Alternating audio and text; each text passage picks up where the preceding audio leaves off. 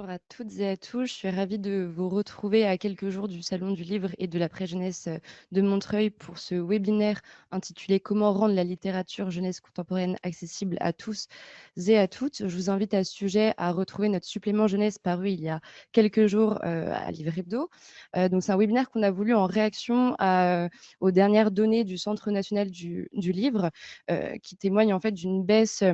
De la part de lecteurs quotidiens qui a diminué donc de 5 points en 2023. Donc c'est une baisse qui concerne évidemment l'ensemble de la population française, mais qui touche aussi, les jeunes dont le nombre moyen, de livres, lus par an est en recul. C'est une tendance évidemment qui impacte le marché, de la littérature jeunesse. Selon le dernier rapport statistique du Syndicat national de l'édition sur justement l'édition jeunesse en 2024, donc le marché a connu une baisse tant en valeur qu'en volume. Tous les segments sont touchés, dont l'éveil et la petite enfance. Et c'est donc pour ça qu'aujourd'hui, on a voulu se poser la question de comment est-ce que les professionnels de la chaîne du livre se mobilisent afin d'offrir aux jeunes lecteurs et lectrices une expérience de lecture qui soit vivante, enthousiasmante et accessible. Donc pour ce premier plateau ce matin, je suis ravie d'accueillir Céline Benabès, directrice de la charte des auteurs et illustrateurs jeunesse. Pardon. Bonjour Céline. On a également Tom Lévesque avec nous, qui est auteur et éditeur des éditions du Grand Peut-être. Heu, Caroline Fournier, donc vous êtes cofondatrice et éditrice donc aux éditions On ne compte pas pour du beurre. On a aussi Florent Granda qui est fondateur et directeur des éditions Le Père Fouettard. Et enfin, Léane Briet, vous êtes éditrice fiction chez Helium du groupe Actes Sud. Donc on va rentrer directement dans le vif du sujet. Tom, c'est avec vous, j'aurais bien voulu, commencer. Donc en 2020, vous avez publié le livre Enquête d'un grand peut-être. Donc c'est un peu le premier guide de littérature ado en France qui a eu un certain succès. Vous y retracez les évolutions majeures du genre qui sont marquées par des phénomènes comme Harry Potter. Vous explorez la diversité des thématiques qui sont abordées dans la littérature ado, l'émergence de la littérature young adulte aussi, et évidemment l'influence croissante des réseaux sociaux sur la lecture et donc la pratique des jeunes. Est-ce que donc je tiens à noter juste que donc il y a une édition, enfin en tout cas un 2e tome qui est paru en 2024 et qui met un peu à jour, tout ça. Est-ce que vous pouvez revenir, rapidement sur votre travail et surtout sur les conclusions que vous avez, tirées? Oui, alors un deuxième thème qui paraît en fait dans 2 jours, don pour le salon de Montreuil.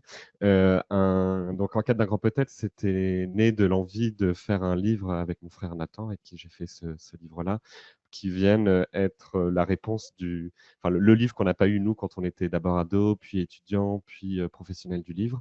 L'idée c'était, on il existe beaucoup de choses sur la littérature jeunesse en général et rien de particulier sur la littérature ado et qui nous a manqué, nous, par exemple, quand on faisait des recherches ou quand on se posait des questions en tant que professionnel.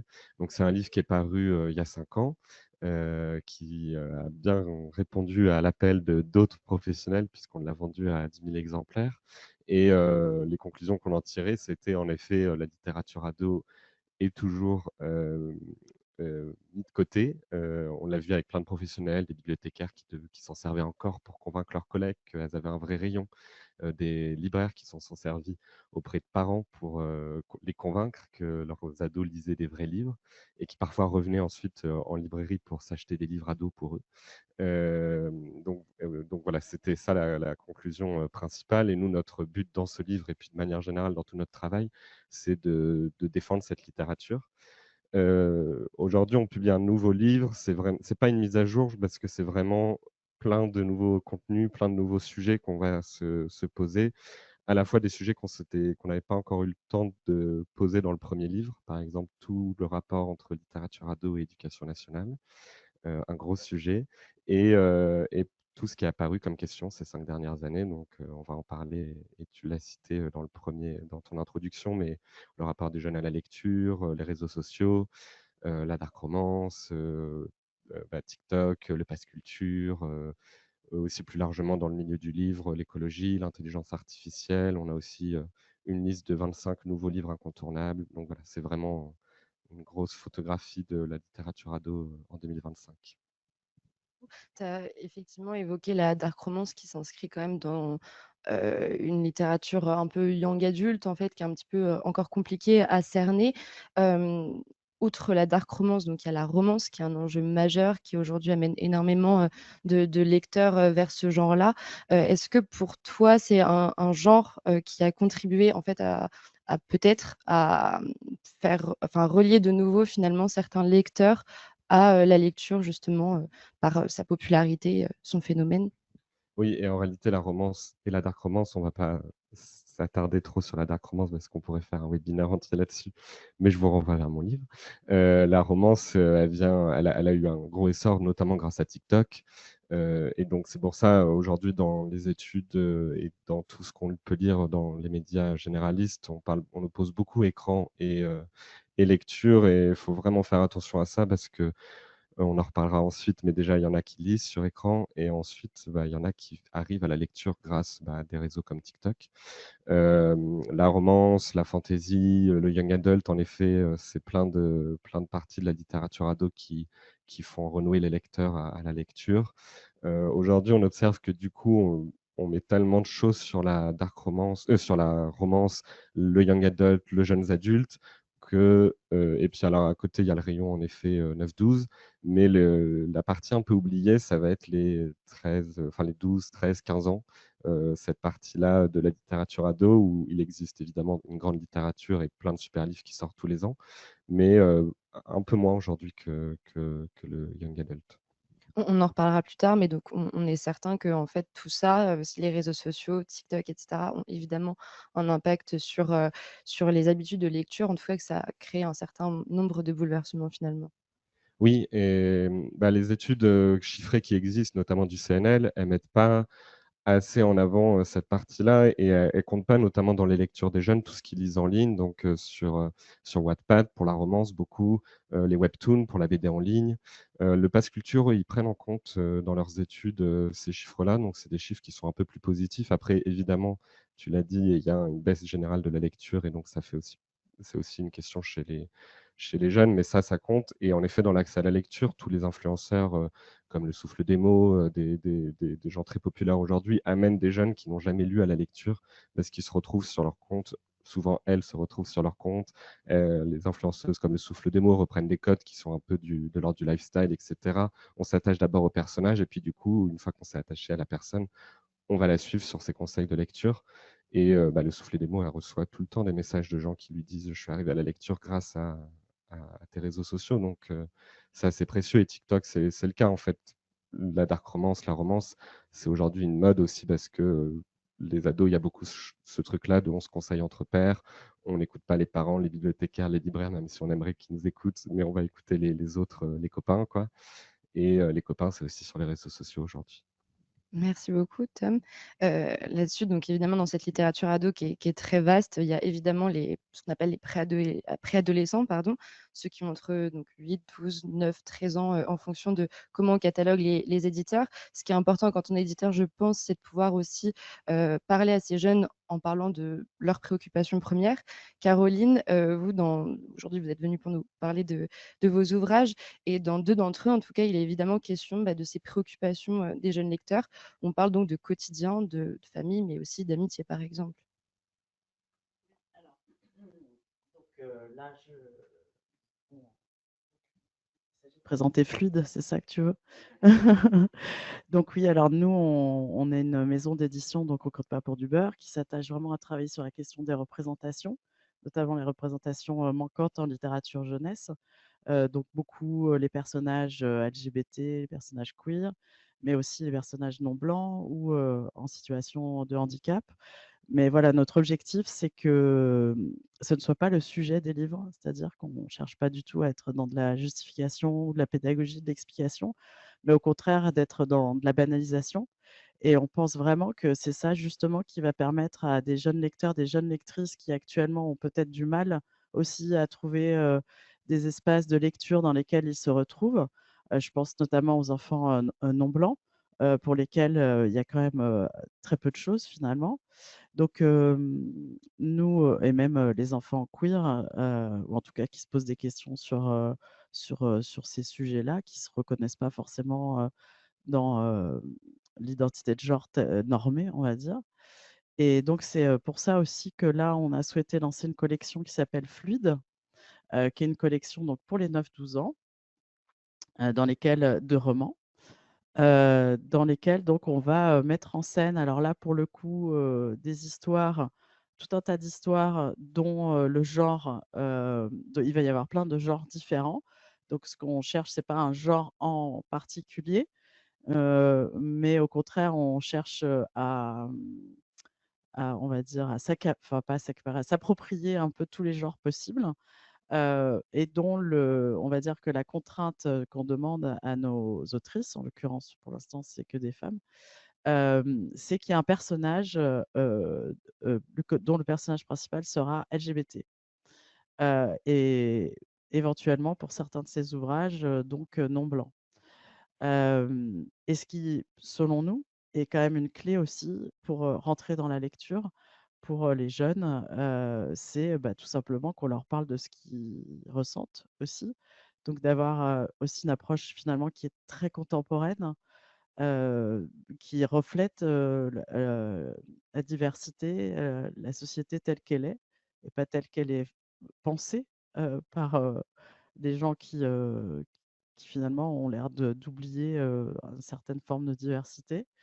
Et donc là, on va sortir, nos 2 premiers titres. Ça va être, un titre donc qui s'appelle Duo gagnant, qui est écrit par, Anne Loyer, et puis Féroce, qui est écrit par, Esther Horry. Donc effectivement, Duo gagnant, ça s'inscrit dans on va dire un quotidien puisque c'est assez réaliste. Mais c'est une relation, voilà, c'est deux jeunes garçons, voilà, qui tombent un peu amoureux l'un de l'autre autour, d'une histoire de radio-crochet, donc de chant. La question du fait qu'ils tombent amoureux l'un de l'autre, n'est pas du tout un sujet, c'est-à-dire que c'est pas du tout, vécu comme, problématique. Au contraire, il y a quelque chose de complètement, banalisé, d'assez, normalisé finalement. Et on estime que ça, c'est une clé pour les jeunes aussi, puisque ça leur permet d'avoir une image positive de leur ressenti, pour ceux en tout cas qui pourraient ressentir ce genre de choses. Et puis ça donne aussi une image, positive et simple pour, les lecteurs d'une manière générale. Donc c'est extrêmement important pour nous de pouvoir refléter, cette réalité-là aussi. Et dans Féroce, donc il s'agit d'une histoire en effet d'amitié entre un garçon et une fille. Mais il se trouve qu'ils sont non blancs tous les 2 et que la jeune fille, elle, a une relation avec une autre, fille de sa classe. Et pareil, on est dans quelque chose de complètement, banalisé. On a vraiment passé l'étape d'après. Nous, c'est ce qu'on estime, en tout cas, c'est notre démarche. C'est d'être à l'étape d'après. On n'est plus du tout dans l'explication: «Oh mon Dieu, qu'est-ce qui se passe? Je ressens quelque chose pour une personne du même sexe que moi, c'est bizarre» et cetera. Non, on est vraiment, à un stade, d'après, c'est-à-dire, eh bien oui, c'est quelque chose, de parfaitement, intégré. Et on ne cherche pas à travailler sur, les questions c'est-à-dire qu'on inverse complètement le truc, c'est-à-dire que nous, on estime que aussi la discrimination quelque part vient de trop de focus. Voilà, c'est-à-dire que si une personne non blanche est systématiquement mise dans une histoire, où il y a du racisme, en fait, on estime que c'est problématique, hein. Ça ne permet pas de construction positive identitaire. Et donc nous, on travaille sur, l'inverse, à savoir, la normalisation et la banalisation. Je poursuis avec, Léane. Donc, là, on a effectivement parlé donc de cet enjeu très important, mais où encore une fois, en fait, finalement, ces questions passent après, peut-être raconter le quotidien, réel, d'enfants. Un des autres outils qui peuvent beaucoup être utilisés en littérature jeunesse, pour essayer de peut-être recruter, engager les lecteurs, c'est l'humour. Et ça, c'est par exemple, un axe qui est important, en tout cas dans la ligne éditoriale d'Hélium. Vous pouvez peut-être nous en dire plus avec 2 livres, je crois? Oui, l'humour chez Helium, c'est en effet un des axes, principaux de notre catalogue.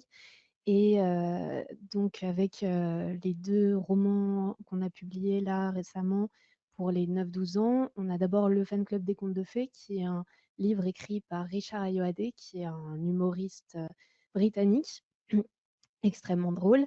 Mais l'idée dans son roman, c'est un peu de décomplexer la lecture en invitant les lecteurs à exercer leur sens critique, puisque c'est des lettres fictives qui sont envoyées à des héros et des héroïnes de contes de fées, un peu pour les mettre, devant, des faits accomplis, mais pour questionner leur choix parfois. Pour vous donner un exemple, il y a une lettre qui est adressée au petit chaperon rouge en disant: «Mais comment tu as pu confondre ta mère grand avec un loup?»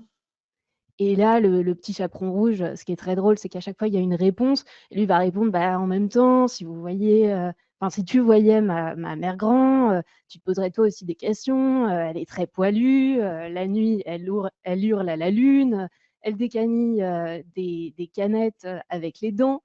Enfin, quand même, c'est pas si clair que ça. Mais Richard Ayoade, il va là-dedans pour, faire de la lecture une sorte de jeu, en fait, en disant même les classiques, on peut les interroger et le but, c'est de s'amuser en tant que lecteur et pas de tout pour prendre pour, argent comptant et donc à la fin de son livre, il invite les lecteurs à envoyer des lettres au fan club des contes de fées pour, exprimer, leur, leur mécontentement ou en tout cas leur questionnement, face à certains choix et je pense que c'est important aujourd'hui, de sans désacraliser la littérature, c'est pas là la question, mais c'est plus de la rendre, accessible en montrant que chaque lecteur a le droit de s'exprimer et de pas avoir le même avis que ses camarades. On a d'ailleurs reçu une première lettre à laquelle il faut qu'on réponde, qui était, extrêmement, mignonne. Voilà.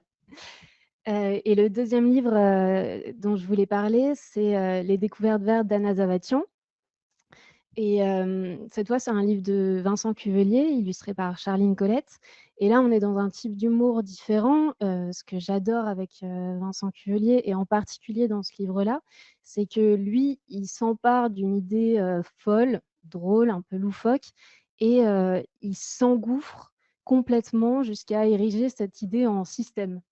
Et là, par exemple, dans ce livre-là, on va avoir, le personnage du grand méchant qui est au départ l'inventeur du trou dans la chaussette. Mais il s'est pas arrêté là puisqu'il a décidé de capitaliser sur le trou en créant aussi le trou dans le gruyère, en créant ensuite, le trou pour la crevaison, en capitalisant aussi sur le trou de mémoire puisqu'il va racheter des ports avec, des bateaux de poissons et cetera.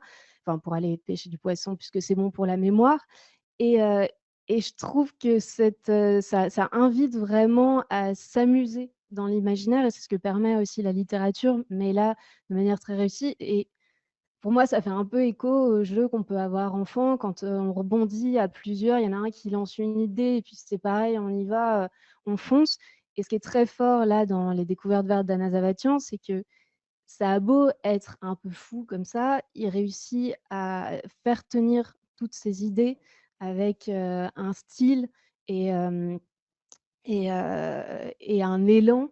Ça pétille, ça rebondit. Une fois qu'on est dedans, c'est très difficile de le lâcher. Pour, raconter un peu plus l'histoire, c'est l'histoire d'Anna Zavatian qui, décide de partir à la recherche de son papa parce que son papa est un explorateur célèbre, donc là aussi, c'est un petit jeu de mots, un explorateur, explorateur avec les livres, mais il a disparu dans des circonstances mystérieuses. Il y en a qui racontent qu'il aurait été réduit en purée, pardon, par des fourmis et dévoré au cours de la fête de la purée. Il y en a d'autres qui racontent qu'il aurait été avalé par un serpent long comme un bras de mer. C'est pareil, on est toujours dans un imaginaire un peu dingue comme ça et Anna Zavetian, depuis la disparition de son papa, elle est retenue enfermée hem, dans la maison de sa mère qui, elle, est devenue complètement hypocondriaque et qui a peur de sortir parce qu'il pourrait leur arriver, quelque chose. Voilà, donc c'est une autre forme d'humour.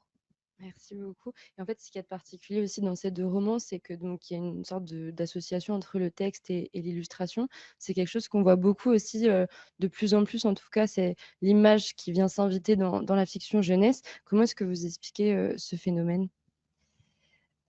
Bah, je dirais qu'en tout cas en roman, c'est pas tout à fait nouveau, pour cette tranche d'âge-là, c'est même assez, courant. J'ai l'impression d'avoir, beaucoup d'illustrations et c'est vrai que ça me paraît être un peu la continuité, normale pour des lecteurs qui sortent de l'album et donc qui sont habitués à avoir, beaucoup d'illustrations et moins de texte et donc ça leur permet d'avoir pareil, confiance en eux, en se disant: «Bon, bah, il y a un nombre important de pages, mais c'est quand même illustré» et donc comme ça, on va petit à petit vers le noir, avec, des livres qu'avec du texte et d'ailleurs, bah, sur ce nous, on a un format un peu plus hybride qui a fait ses preuves là chez Helium avec le petit livre, qui est un tout petit format, L'étoile de Meaux de Yeonju Choi, qui est une autrice coréenne et c'est un livre qui est un peu à la frontière entre l'album et le roman puisque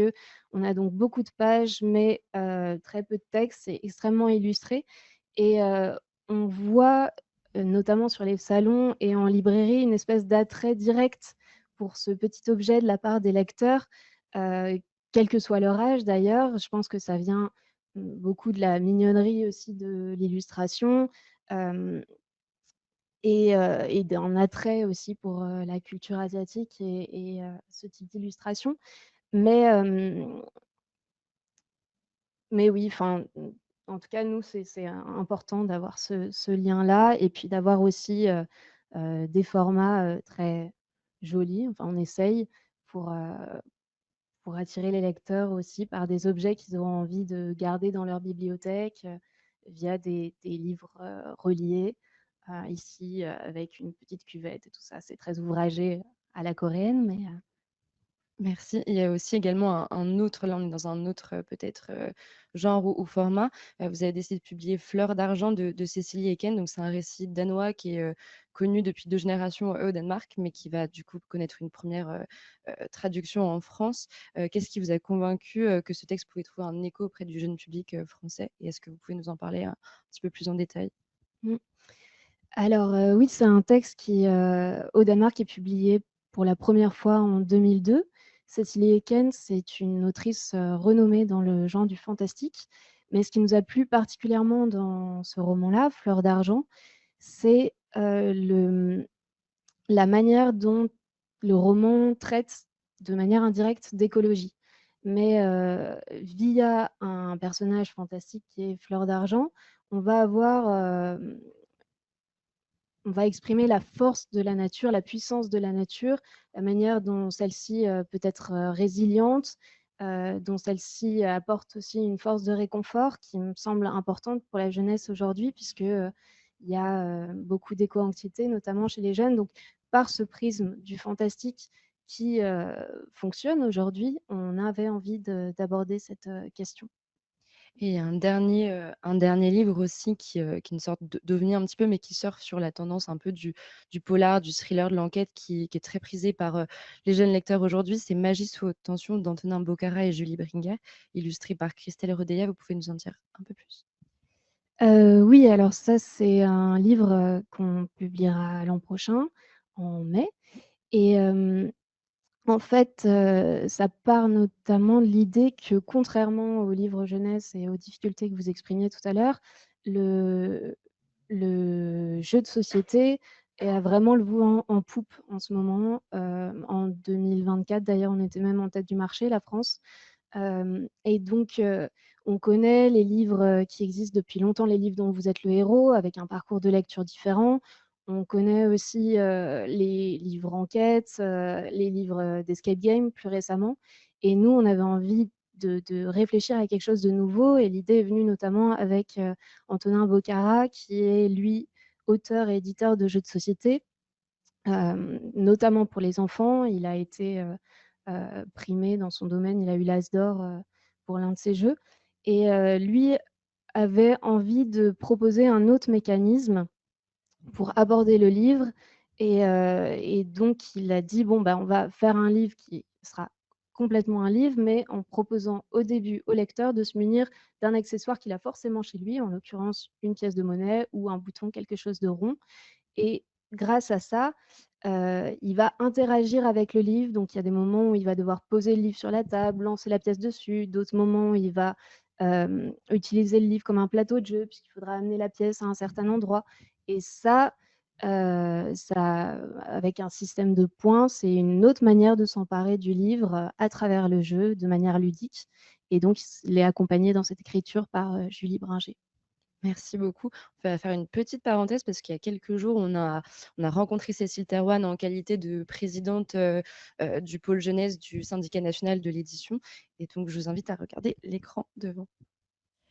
On est aujourd'hui avec Cécile Thérouanne, directrice générale de Hachette Roman et du livre de poche jeunesse, mais aussi présidente du pôle jeunesse du Syndicat national de l'édition. On est à quelques jours du Salon du livre et de la presse jeunesse de Montreuil et le SNE vient de sortir par ailleurs ses chiffres sur l'édition jeunesse, des chiffres qui montrent un marché en recul, ce qui va assez de pair avec les études récentes qui montrent que les jeunes lisent de moins en moins, tant et si bien que les professionnels du livre parlent d'une crise de la lecture. Bonjour Cécile, donc aujourd'hui, quels sont les signaux principaux qui vous alertent vraiment concernant le marché de la littérature jeunesse? Ce qui peut sembler être alarmant, ce sont les chiffres qui effectivement sont les témoins d'un recul du marché et donc de la consommation de livres et de la lecture. Par ailleurs, le CNL a publié des chiffres qui montraient des lectures en baisse du côté des ados. Et on voit bien que les pouvoirs publics s'emparent de la question.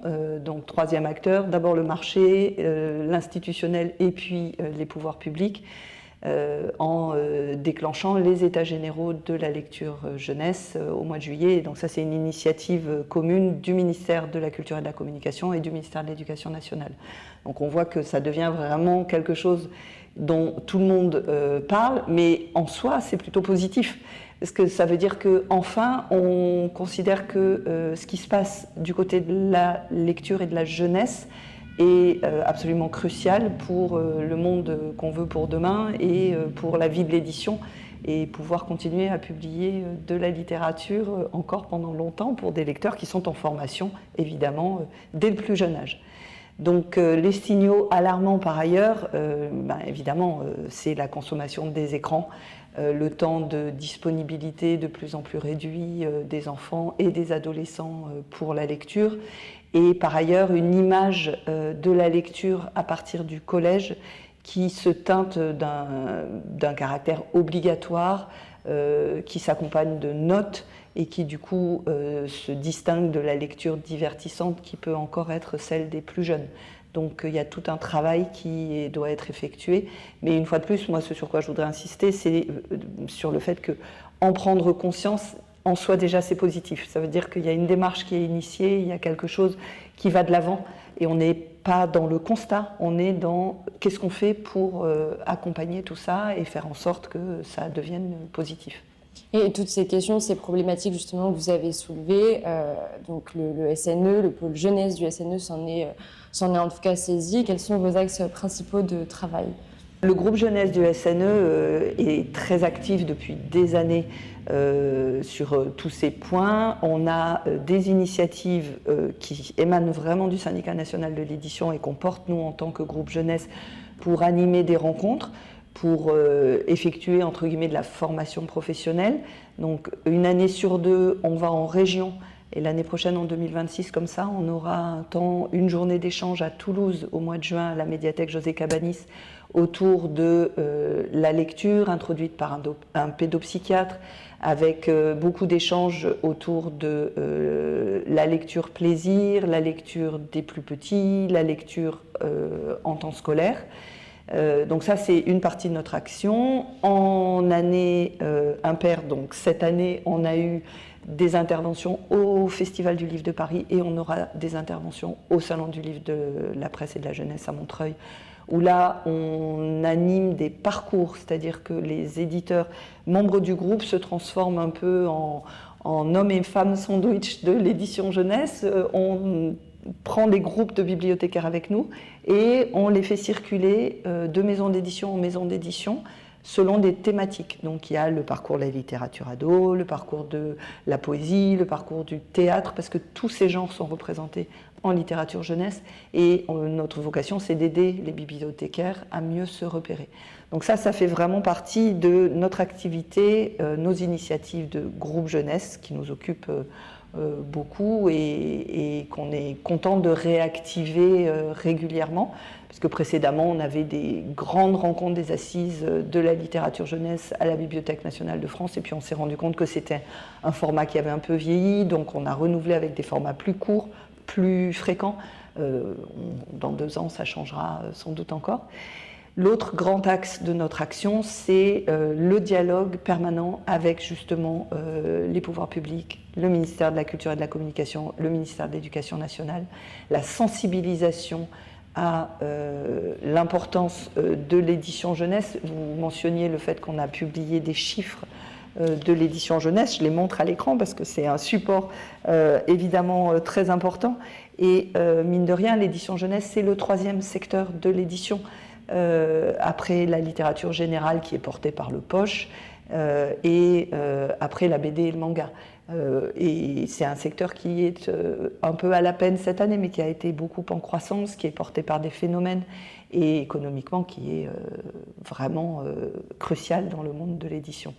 Donc, en tant que tel, on a l'oreille du ministère de la Culture et de la Communication, du ministère de l'Éducation nationale. Et par exemple, on a appris récemment que le ministère de l'Éducation nationale met en place un programme national de formation à la littérature jeunesse qui sera relayé au niveau des professeurs des écoles et des professeurs de collège, pas dans le socle initial, mais dans le cadre de la formation continue. Et ça, c'est quelque chose qu'on réclame depuis longtemps auprès du ministère de l'Éducation nationale. Donc, on a entre guillemets une activité de lobbying qui porte ses fruits et dont on est très très content et qu'on va évidemment accompagner de très près. Parmi toutes les initiatives du groupe jeunesse du Syndicat national de l'édition, il faut évidemment parler du prix Vendredi, qui est le premier prix national de littérature pour adolescents, qui est remis au mois de novembre, au moment des prix littéraires, et qu'on a donc remis il y a 15 jours, début novembre. Le jury professionnel a sacré Les Frontières écarlates de Solène Ayangma aux éditions Talent Haut. Et le prix du jury Passe Culture, puisqu'on collabore avec le Passe Culture, et donc il y a un prix du jury décerné par des ados et jeunes adultes, a été décerné au roman de Colline Pierret, publié par les éditions Flammarion Jeunesse, Le silence est à nous. Aujourd'hui, il semblerait donc, et vous l'avez mentionné un peu plus tôt, que la lecture plaisir et la lecture scolaire soient de plus en plus dissociées. Comment est-ce qu'aujourd'hui on essaye en tout cas de faire revenir les deux ensemble et de les lier ? Alors je pense qu'il y a beaucoup de choses à faire et le travail qu'est en train de mener le comité de pilotage des états généraux de la littérature jeunesse et de la lecture va vraiment être très intéressant. Ils ont envoyé un questionnaire auquel ont répondu plus de 30 000 personnes, que ce soit des professionnels du livre, les éditeurs, puisqu'on a tous été sollicités, les bibliothécaires, les documentalistes, mais aussi des familles et des jeunes. Donc sur ces 30 000 personnes, il y a près de 5 000 jeunes qui ont répondu. Là, je pense qu'on va avoir une mine d'enseignements sur le rapport à la lecture, pourquoi il y a cette cassure entre l'entrée en lecture qui est le plus souvent assez enthousiaste, et puis une fois arrivé à la fin du primaire et l'entrée en collège, les lectures obligatoires. Je pense que l'autre axe, c'est de réviser les lectures qui sont obligatoires, c'est-à-dire peut-être rendre ces lectures obligatoires davantage accessibles et faire en sorte peut-être de prescrire de nouveau, ce qui était le cas il y a 15 ans, avant les réformes de 2008 et 2015, prescrire de la littérature jeunesse pour accompagner la lecture et aborder les grands classiques une fois qu'on a vraiment affirmé le goût de lire. Et enfin, travailler sur quelque chose de vertueux entre les technologies, les écrans, les réseaux sociaux et la lecture. Ne pas établir de lien frontal, de lien d'antagonisme, mais montrer qu'il peut vraiment y avoir une circulation entre les supports et aller de la page à l'écran et de l'écran à la page de manière plus fluide, avec un relais sur les réseaux sociaux qui peuvent être le vecteur, on le voit avec le phénomène BookTok, de notoriété, de popularité de la lecture, et travailler ça, et que le ministère de l'Éducation nationale ne se conçoive pas comme un sanctuaire de la littérature pure versus une littérature dégénérée. J'exagère, mais c'est vrai qu'il faut un peu qu'on arrive à casser des schémas, et c'est pour ça que là je suis complètement caricaturale, mais sortir de ces schémas, ça sera au bénéfice de tout le monde. Et c'est vrai que sur une de nos rencontres précédentes, donc un des défis dont vous parliez aussi beaucoup, c'était le défi de faire revenir à la lecture le segment un peu middle grade, donc entre les 8, 13, 12 ans, voilà, ça dépend de comment on le perçoit. Pourquoi ce public particulièrement s'éloigne de la lecture et que peuvent les éditeurs jeunesse pour les ramener justement vers la littérature jeunesse? Les ramener, je pense que en soi, c'est un peu une cause perdue. C'est-à-dire que moi, je ne pars pas du principe qu'on va faire lire des gens qui ne lisent pas. On va essayer d'avoir une offre, là je parle en tant qu'éditeur, c'est notre boulot au quotidien en tant qu'éditeur, d'offrir, d'apporter sur le marché des livres qu'on a conçus pour plaire et attirer des jeunes lecteurs. Donc on est tout le temps à l'affût de ce qui pourrait plaire. On a nos propres coups de cœur, mais aussi on est en veille permanente justement sur les phénomènes de l'audiovisuel, les phénomènes technologiques, et travailler tout ça dans la patte du texte et de la littérature. Je dirais plutôt que notre souci, c'est d'amener plutôt que de ramener à la lecture, et c'est là que vraiment il y a un enjeu sur les tout petits, parce qu'on s'acharne sur les ados, et les chiffres parlent tout le temps des ados, mais les ados, ils lisent différemment, et il faut qu'on leur fiche un peu la paix. Par contre, là où il y a un véritable enjeu, c'est sur les plus jeunes, parce que ce sont les ados de demain, ce sont les lecteurs adultes de demain, et quand on dit tout petit, on dit aussi parents. Et donc moi, je pense que vraiment ces états généraux, cette réflexion collective sur la lecture, il faut qu'elle englobe aussi les adultes, parce que ce sont eux qui doivent être exemplaires, ce sont eux qui doivent rester lecteurs, et c'est comme ça qu'on arrivera à mettre entre les mains des plus jeunes des livres. Après, concrètement, on réfléchit sur la lecture des tout-petits. À Montreuil, le groupe jeunesse du SNE organise une table ronde sur la lecture pour les tout-petits. Lors de notre journée à Toulouse, au mois de juin l'année prochaine, on en parlera aussi. Donc, vraiment, la lecture des 8-12 ans, oui. Aujourd'hui, on voit qu'il y a un manque. On voit que c'est une génération qui est entrée en lecture au moment du Covid, qui a eu une cassure, que sont des enfants qui ont soit mal, soit pas appris à lire parce que ils étaient à travers des écrans, ils avaient des enseignants masqués dont ils ne voyaient pas les lèvres, et on sait qu'il y a un message mimétique qui se produit au niveau de l'apprentissage de la lecture. Donc ça, on est en train d'hériter finalement cette génération qui avait 6-7 ans en 2020-2021, et c'est une problématique qui n'est pas que française. Dans les salons du livre à Bologne, à Francfort, quand on rencontre nos interlocuteurs internationaux, ils attestent des mêmes phénomènes sur cette génération qui est aujourd'hui âgée de 8-12 ans. Donc là, c'est le job de l'éditeur d'arriver à éditer des livres qui soient attractifs et mettre en place en amont et en aval une attention, des dynamiques qui soient portées collectivement. Et de ce point de vue, une fois encore, on ne peut que se réjouir des signaux d'alarme qui créent de la réaction. Eh bien, merci beaucoup, Cécile. Merci, Élodie. Merci pour votre écoute. Donc c'était assez dense, mais j'aimerais commencer avec vous, Tom, parce que donc Cécile dans la vidéo a mentionné le prix Vendredi. Vous êtes juré de ce prix-là depuis quelques années, et moi je me posais la question en quoi cette expérience elle a alimenté votre réflexion d'ailleurs sur la littérature adolescente. Est-ce que ça a changé aussi votre perspective à certains endroits?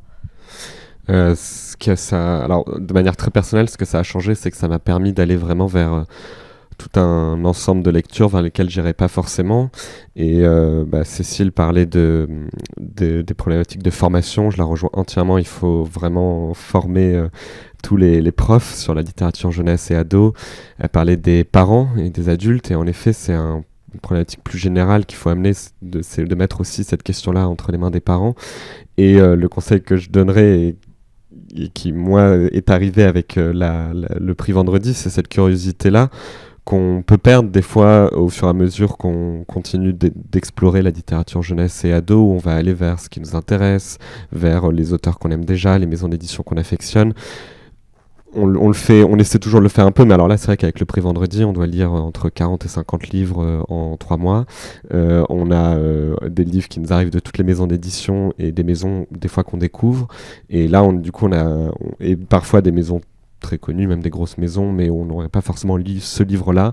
Et moi, j'ai fait des super découvertes comme ça. Et moi, c'est ce que je dirais à tous les professionnels et tous les parents, c'est lisez des choses vers lesquelles vous n'iriez pas, et notamment aussi lisez les livres de vos ados ou de vos enfants, en tout cas. On l'a vu dans tous les débats qu'il y a eu ces dernières années, d'abord autour du manga au moment du Covid, dernièrement autour de la dark romance. Déjà, soyez à l'écoute de vos enfants, de vos ados, des ados qui vous entourent, et lisez-les avant d'émettre un avis, un jugement. Et ensuite, au contraire, c'est une source et de discussion et d'échange, parce que nous, on est toujours en train, un peu descendant, à conseiller des livres aux enfants et aux ados, et on n'écoute pas assez souvent les conseils des lecteurs jeunes. Et donc, si on a envie de conseiller Balzac en tant que prof, peut-être on peut lire One Piece, enfin, ce genre de choses, quoi. Merci beaucoup. Céline, je me tourne vers vous parce que vous avez, pour rappel, vous êtes directrice de la Charte des auteurs et illustrateurs jeunesse, donc vous avez peut-être un autre regard. Et ça m'intéressait un petit peu de connaître votre réaction suite aux propos de Cécile Thérouanne. Oui, j'aimerais bien revenir sur cette question du recul du marché du livre et du recul de la lecture. On est évidemment tous d'accord sur ce plateau et sur ce fait. Moi, j'aimerais bien que l'industrie du livre ne se décorrèle pas d'une situation sociale, économique et politique globale. Je pense que si on parle de recul de marché, c'est qu'on parle de recul des ventes. Et il est aussi fort possible que les gens ont de moins en moins d'argent à mettre dans le livre. Et quand on est en situation économique difficile, et c'est le cas actuellement en France, s'il y a bien un budget qu'on a plus, c'est le budget culturel, donc le budget divertissement et le budget loisir, et ça va être le livre, je pense, en premier. Parce que je crois quand même qu'il y a encore des lecteurs qui rentrent en bibliothèque, il y a de plus en plus d'adhérents en bibliothèque. Donc la lecture, je pense qu'il y a une difficulté à transmettre peut-être l'acte de lire à ses enfants. Et je pense même que l'adulte a du mal à rester un lecteur. Et je pense que la question aussi sociale et politique, elle rentre en ligne de compte. Je pense qu'il ne faut pas décorréler. Il faut vraiment que l'industrie du livre s'intéresse à l'entité dans laquelle on vit pour se questionner, pour qu'on questionne ensemble la situation et qu'on sauve aussi le livre, la lecture, comme un acte nécessaire à l'émancipation de chacun et de chacune. Et aussi, en tant que directrice de la Charte, vous défendez des enjeux de création et de reconnaissance des artistes auteurs du secteur. Est-ce que vous pensez, en tout cas, que la littérature jeunesse et ceux qui la font manquent aujourd'hui de visibilité et que ça pourrait aider potentiellement aussi à la reconnaissance du secteur ? On voit bien que les liens entre littérature jeunesse et éducation nationale ne sont pas au beau fixe, et ça, je suis entièrement d'accord. Il est quand même dommage qu'on n'ait pas au baccalauréat général, parce que je ne crois pas que ce soit le cas, des œuvres de littérature jeunesse. Moi, je pense que c'est une erreur, mais bon, voilà. Ce sera à travailler ensemble aussi avec l'éducation nationale. Moi, j'ai pas envie de parler d'invisibilité, j'ai envie de parler de manque de considération. Je crois que c'est plutôt ça, et c'est aussi le cas chez les créatrices. On manque de considération vis-à-vis de cette population qui travaille la création, qui travaille en littérature jeunesse, et qui n'a pas un statut protecteur suffisant pour pouvoir poursuivre et avoir une carrière continue. Ça, c'est un point. Après, on travaille tous à ce qu'il y ait une visibilité et donc une meilleure considération de cette littérature-là. Et quand on parle de prescription par les prix littéraires, je pense que c'est un point important. La prescription par le prix peut très bien fonctionner. Donc, je ne crois pas à une invisibilité, je crois vraiment à un manque de considération. Merci. Et justement, à ce sujet, qu'est-ce que la Charte, en tout cas, quelles sont les actions qu'elle mène pour prendre à bras-le-corps, on va dire, ces questions-là ? La question de la considération. Alors, je crois que la Charte travaille depuis très très longtemps sur la question de l'émergence aussi. Donc, on a des dispositifs pour faire émerger des nouvelles et des nouveaux créatrices.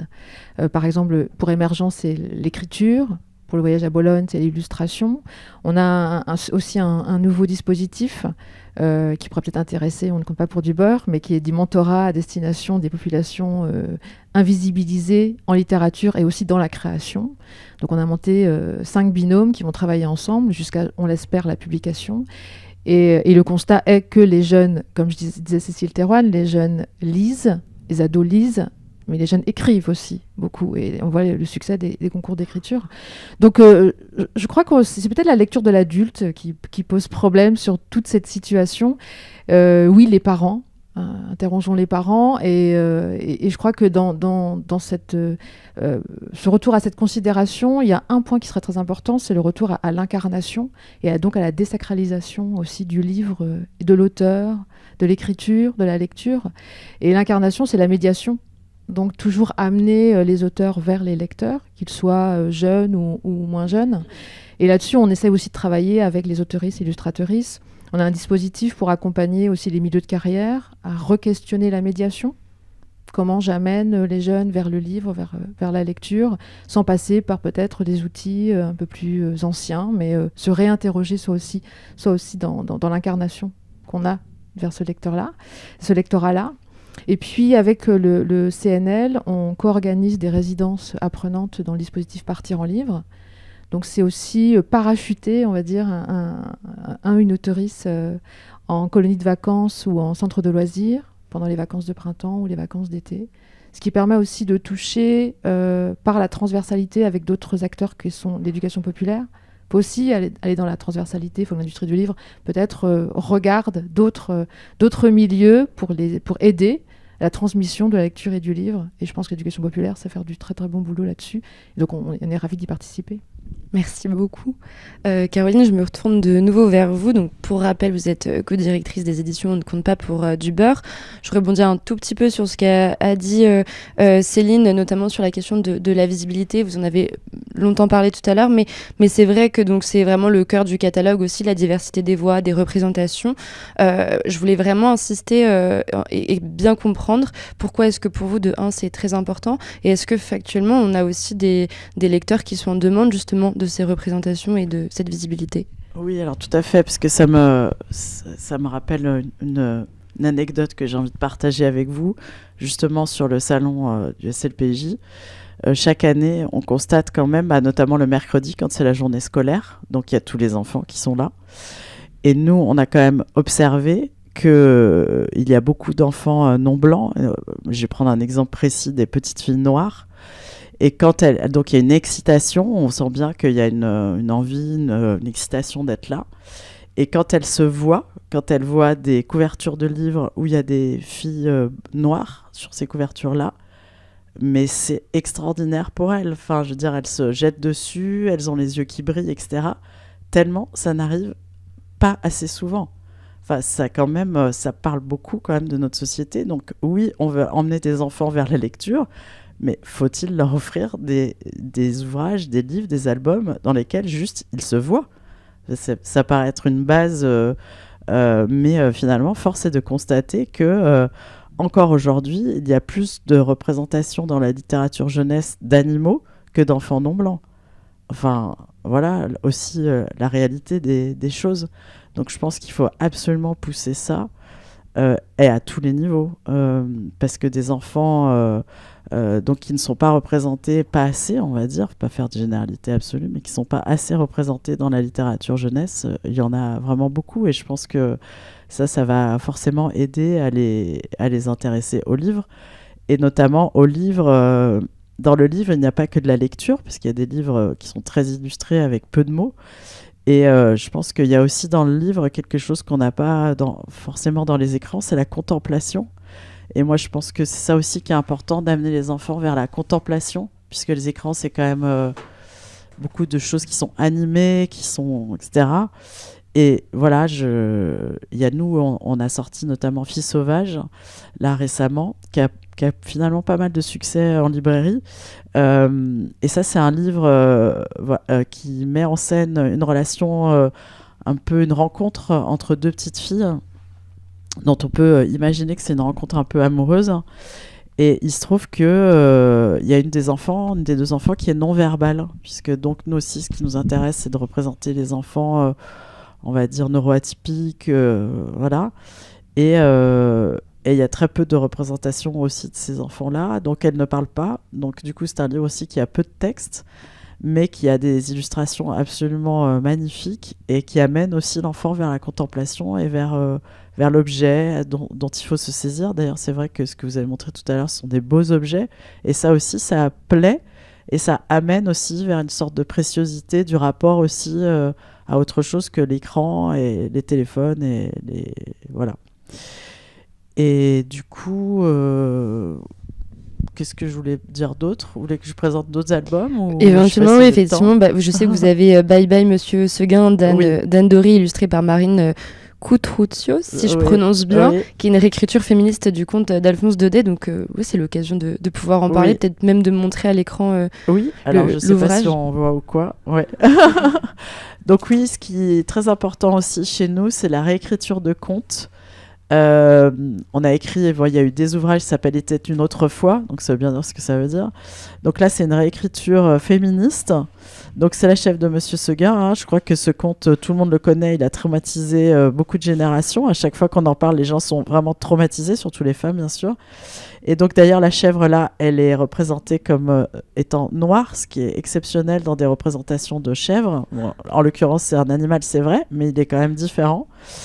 Et en gros, bref, la chèvre, elle va se débarrasser quand même du loup. Ce coup-ci, c'est elle qui va prendre le pouvoir, parce qu'elle fait partie de la Ligue de défense des biquettes. Et voilà, le loup, il va en prendre pour son compte. Et pour une fois, tant mieux. Et donc voilà, puisque elle va aussi entraîner toutes les autres chèvres à se défendre et à partir voilà, avec leur petit drapeau en manif. Et donc ça, c'est hyper important pour nous, c'est de réinventer les fictions, puisqu'on sait très bien que la fiction, c'est ça aussi qui crée le monde, et inversement, hein, c'est une boucle de rétroaction. Et là, en l'occurrence, ce qu'on espère positif, c'est de retransformer les imaginaires, notamment, bon, la chef de Monsieur Seguin, c'est emblématique de tout ce qui est problématique dans les contes, et donc on en fait une réécriture. Et je vais parler aussi vite fait de Moumou Ier, qui a été écrit par Chloé Vivarès et illustré par Margot Farnoux, qui maintenant est Malo. Et ça, c'est un enfant qui a donc 2 papas et 2 mamans. Donc c'est une famille queer, avec un trait aussi comme ça un peu rigolo. Et donc, pareil, ce n'est pas un sujet. Il va chercher son doudou. Bon, je le montre rapidement. Bon, merci Tom. Et donc, bref, c'est son doudou qui disparaît. C'est le jour de son anniversaire. Donc voilà, il va aller chercher son doudou un petit peu partout. Et finalement, à la fin, tout le monde se mobilise pour lui offrir plein de doudous, quoi. Voilà, bon, c'est très mignon. Donc, c'est complètement tourné autour de cette histoire de doudou. Donc, c'est vraiment complètement au niveau accessible, voilà, aux enfants, à hauteur d'enfants. Mais il se trouve qu'en l'occurrence, c'est dans une famille queer. Et donc ça, pareil, c'est un manque criant de représentation, sans expliquer, sans dire « Oui, mais alors avoir 2 papas, c'est comme avoir un papa et une maman ». Non, en fait, on n'a pas envie de faire ça, on a juste envie de banaliser ces représentations, comme je l'avais dit tout à l'heure. Merci, ouais, on part du principe que c'est normal et que c'est en arrière-plan. Donc on parle beaucoup aussi de révolution finalement aussi des imaginaires. Je crois que Florent Grandin, donc pour rappel encore une fois, vous êtes fondateur-éditeur des éditions du Père Fouettard et c'est aussi quelque chose qu'on retrouve dans vos ouvrages. Pourquoi est-ce que vous pouvez revenir un petit peu justement sur cette ligne éditoriale un peu engagée, sociétale, d'ouverture sur le monde ? Engagée et sociétale... je dirais surtout que c'est la réalité dans laquelle les enfants vivent. En fait, les enfants, ils vivent dans un monde qui est très complexe, qui est traversé par ces questions d'écologie, d'identité, d'injustice et beaucoup d'autres. Donc, nous, on n'est pas engagés du tout au sens où on leur donne des tracts, ça n'aurait pas d'intérêt, c'est pas notre rôle. Mais on leur propose des histoires, des fictions qui sont là en fait pour titiller leur imaginaire et qui puissent apporter leurs propres réponses. Et c'est ça que je trouve intéressant. Et à ce sujet, donc, vous êtes venu aussi pour nous présenter des livres. Je cite peut-être le premier, Tempête dans un verre d'eau de Luna Demir, si je prononce bien. Oui, c'est des livres que j'ai sélectionnés par rapport à la problématique qui nous intéresse aujourd'hui, l'accessibilité. Donc, dans Tempête dans un verre d'eau, on a un animal, on a un oiseau qui s'appelle Ouch, et qui a soif, qui a très soif, et il n'y a pas d'eau, ou plutôt la seule eau qui est disponible, elle est squattée par des humains qui la polluent. Et donc il va falloir qu'ils s'organisent avec les autres oiseaux pour kicker les humains de l'eau et pour pouvoir la partager. Et donc ça rejoint vraiment ce qu'on veut faire, c'est-à-dire qu'il y a une porte d'entrée et un premier niveau de lecture qui est l'humour, mais on a énormément de questions qu'on peut se poser, enfants et adultes, à la lecture de l'album. Et donc là, il est question d'écologie en filigrane. Il y a un autre livre aussi à travers lequel on aborde une autre thématique, peut-être d'ouverture, de différence, en tout cas, qui est Monstre rose d'Olga de Dios. Oui, ça c'est une traduction et c'est un livre qui m'a toujours impressionné parce que c'est un livre qui est assez ancien, qui a été publié en Espagne d'abord, parce que c'est une histoire très simple. On a un monstre rose qui est très grand, très poilu, très très rose, et il vit dans un monde tout blanc. Et malgré toute sa gentillesse et toute sa bonne volonté, en fait, il a du mal à trouver sa place. Et donc, il va partir en voyage pour trouver des couleurs qui lui correspondent. Et c'est vraiment un texte très sobre, c'est très tendre. Et pourtant, ce livre-là, en Espagne, mais aussi dans d'autres pays où il a été traduit, comme au Brésil, eh bien, les associations LGBT s'en sont vraiment servies, se sont appropriées pour discuter de ces questions-là. Et c'est quelque chose qui m'a vraiment impressionné parce que je pense qu'on pourrait passer à côté à la lecture de l'album. Et donc je me suis dit, mais il faut qu'on fasse ça aussi en France et qu'on propose les ouvrages d'Olga de Dios pour que, j'espère, on puisse susciter le même phénomène. Merci. Et effectivement, donc c'est quelque chose qu'on a beaucoup traité jusque-là, cette notion de double niveau de lecture, donc quelque chose qui s'adresse à la fois aux enfants de par le côté un petit peu peut-être pas naïf, mais en tout cas accessible, mais en même temps qui puisse traiter de sujets importants et donc toucher quelque part les adultes qui sont aussi évidemment prescripteurs. Est-ce que vous pensez qu'effectivement l'apprentissage et le plaisir de lire, ça passe justement par le fait de réunir peut-être deux publics autour d'un même livre et d'une même histoire ? Oui, ça c'est vraiment le cas de l'album, parce que l'album c'est le seul livre qui est conçu pour être lu à plusieurs, je vous apprends rien. Donc l'enfant avec son parent, son grand-parent, à la crèche, à l'école, en bibliothèque. Si l'adulte qui lit l'album une fois, 2 fois, peut-être 100 fois, à l'enfant il s'ennuie ou il n'y trouve pas son compte, ça va pas marcher. Si pour l'histoire du soir, on la lit le plus vite possible pour s'en débarrasser et que son enfant dorme vite, l'enfant il le sent très bien que ça gave le parent, donc ça prend pas. Alors que des albums qui plaisent aux parents, tout de suite, mission accomplie. Et c'est un peu le cas aussi d'un autre de vos livres que vous êtes venu présenter aujourd'hui qui s'appelle « S'unir, c'est bien becté » de Laurent Cardon. Là aussi, encore une fois, il est question de vraiment plein de choses. On part de l'humour, métaphore de l'être humain pour parler finalement de plein de sujets sous-jacents. Oui, en fait, c'est une série, c'est une histoire de poule de Laurent Cardon. C'est une série qui se sert des gallinacés comme parabole de la société humaine. Donc il y a des poules rousses, il y a des poules blanches, il y a des poules noires. Il y a 100 poules, il y a 3 coqs. C'est les coqs qui ont tendance à diriger au début de l'album, mais à la fin, la situation se renverse. Et donc, il nous parle de patriarcat, de démocratie, de diversité. Et dans le dernier, il s'intéresse vraiment à la malbouffe, à l'alimentation, qui est une grande question sociétale et sociale. Avec les coqs qui ont plutôt une approche, on va dire, industrielle, et certaines poules qui ont une approche, on va dire, plus healthy de la question. Les coqs ont le mauvais rôle, du coup. Alors c'est un peu ce que je lui avais dit plusieurs fois à Laurent qui a écrit le livre, c'est que ce qui est décourageant, c'est qu'à chaque fois, ils repartent à zéro, les coqs. On a l'impression qu'ils progressent à la fin de l'album.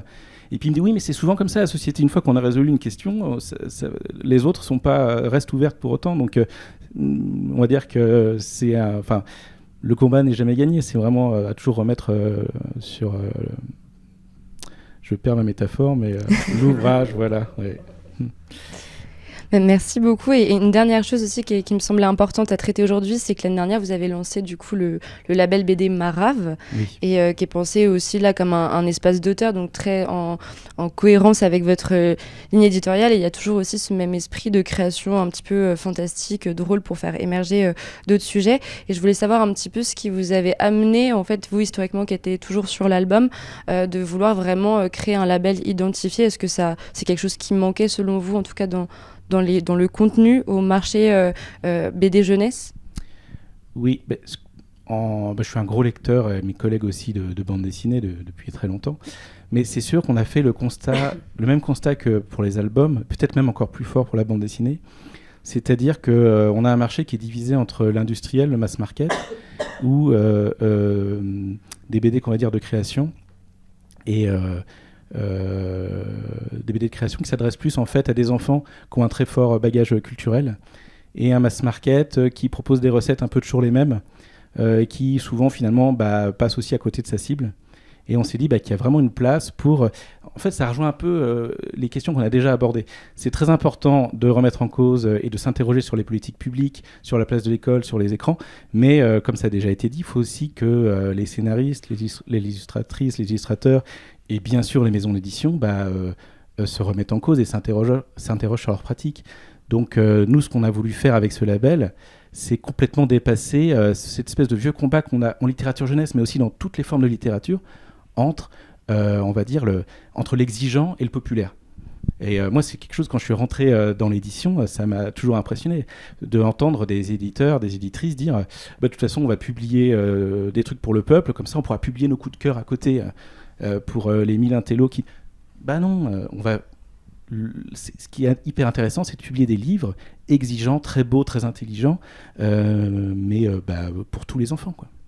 Et parmi ceux-là, en tout cas, vous avez décidé de publier Robot de Matt Dixon. Est-ce que vous pouvez nous en parler un peu plus en détail? Oui, Robot, ce que je trouve, c'est un album qui est sans texte. Alors souvent, les albums sans texte partent un peu avec un handicap parce qu'ils ont la réputation, avérée ou non, de mal se vendre en librairie.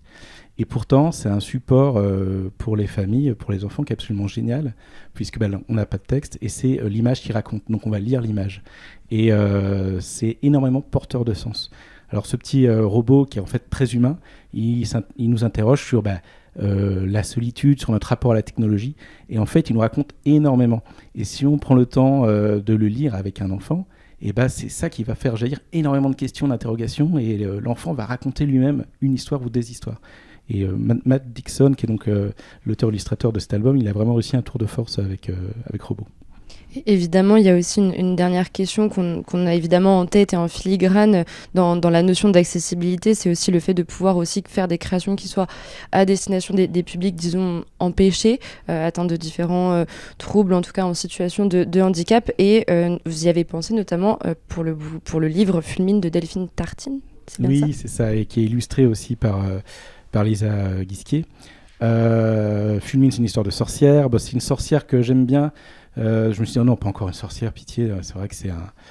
mais on peut renouveler, comme tu l'as fait très bien avec Le Loup et la chèvre de Monsieur Seguin. Donc on peut vraiment renouveler des archétypes et des vieilles ficelles de la littérature jeunesse. Et sa sorcière, j'ai trouvé intéressante parce qu'on n'est ni dans la méchante sorcière médiévale, ni dans la sorcière hyper progressiste, hyper féministe, et gentille et bienveillante contemporaine. On est sur un autre type de sorcière qui utilise ses pouvoirs magiques de façon très égoïste. Et en particulier, je ne vais pas raconter toute l'histoire, mais ça commence, elle veut accéder au manège, elle se fait refouler parce que c'est pas un enfant, les adultes n'ont pas le droit d'aller sur le manège, et donc elle va choper le premier gamin qui lui passe sous la main pour pouvoir accéder au manège. Et puis après, il est perdu, et donc la sœur de l'enfant va la mettre sous pression pour le retrouver. Bref, ça c'est le contenu du roman. Nous, on n'avait publié qu'un seul roman jusqu'ici. Là, c'est un roman qui s'adresse plutôt en fait, qu'on dit première lecture, donc 6-7 ans. Et ce qui m'a vraiment frappé quand j'analyse le marché, c'est de constater que je me dis, mais à quels enfants ils pensent les éditrices, les éditeurs, quand c'est mis en page, en fait. Il faut vraiment être un enfant qui sait lire parfaitement à 7 ans. Alors, on en connaît, bien sûr, c'est souvent des enfants de profs ou d'éditeurs, mais pour les autres enfants, ils ne peuvent pas lire ça, quoi. Déjà qu'ils ont du mal à lire des albums.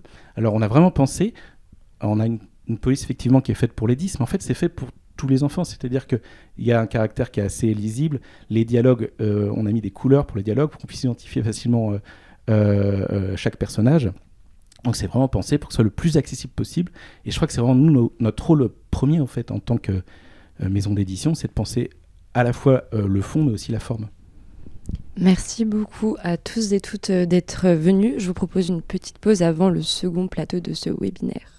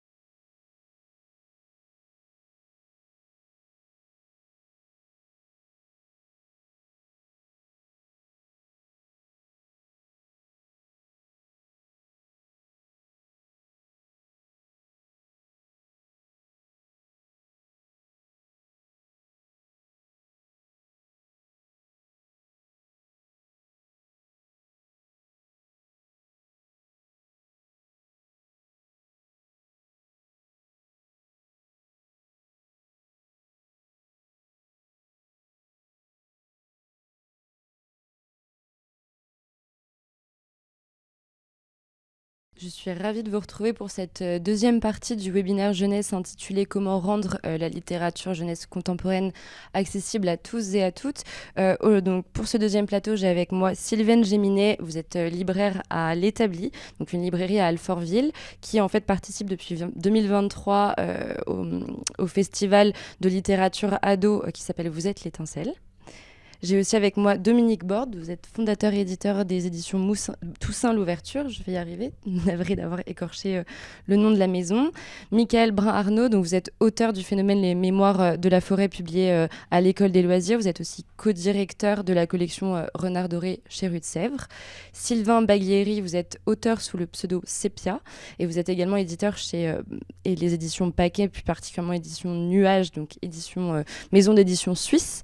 Et enfin Alain Pierre Dufour, navré, directeur éditorial de Nobi Nobi et de Annie Comic Corp, donc dans le groupe Pika Édition, mais on en parlera en détail un petit peu plus tard.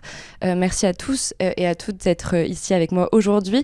Sylvaine, je voulais commencer avec vous. Donc, comme je le disais en introduction, depuis 2023, la librairie L'Établi, elle organise avec la médiathèque de la ville, la manifestation de littérature adolescente et jeune adulte, vous êtes l'étincelle. Est-ce que vous pouvez revenir un petit peu sur les motifs et de création de cette manifestation, mais aussi sur ses objectifs ?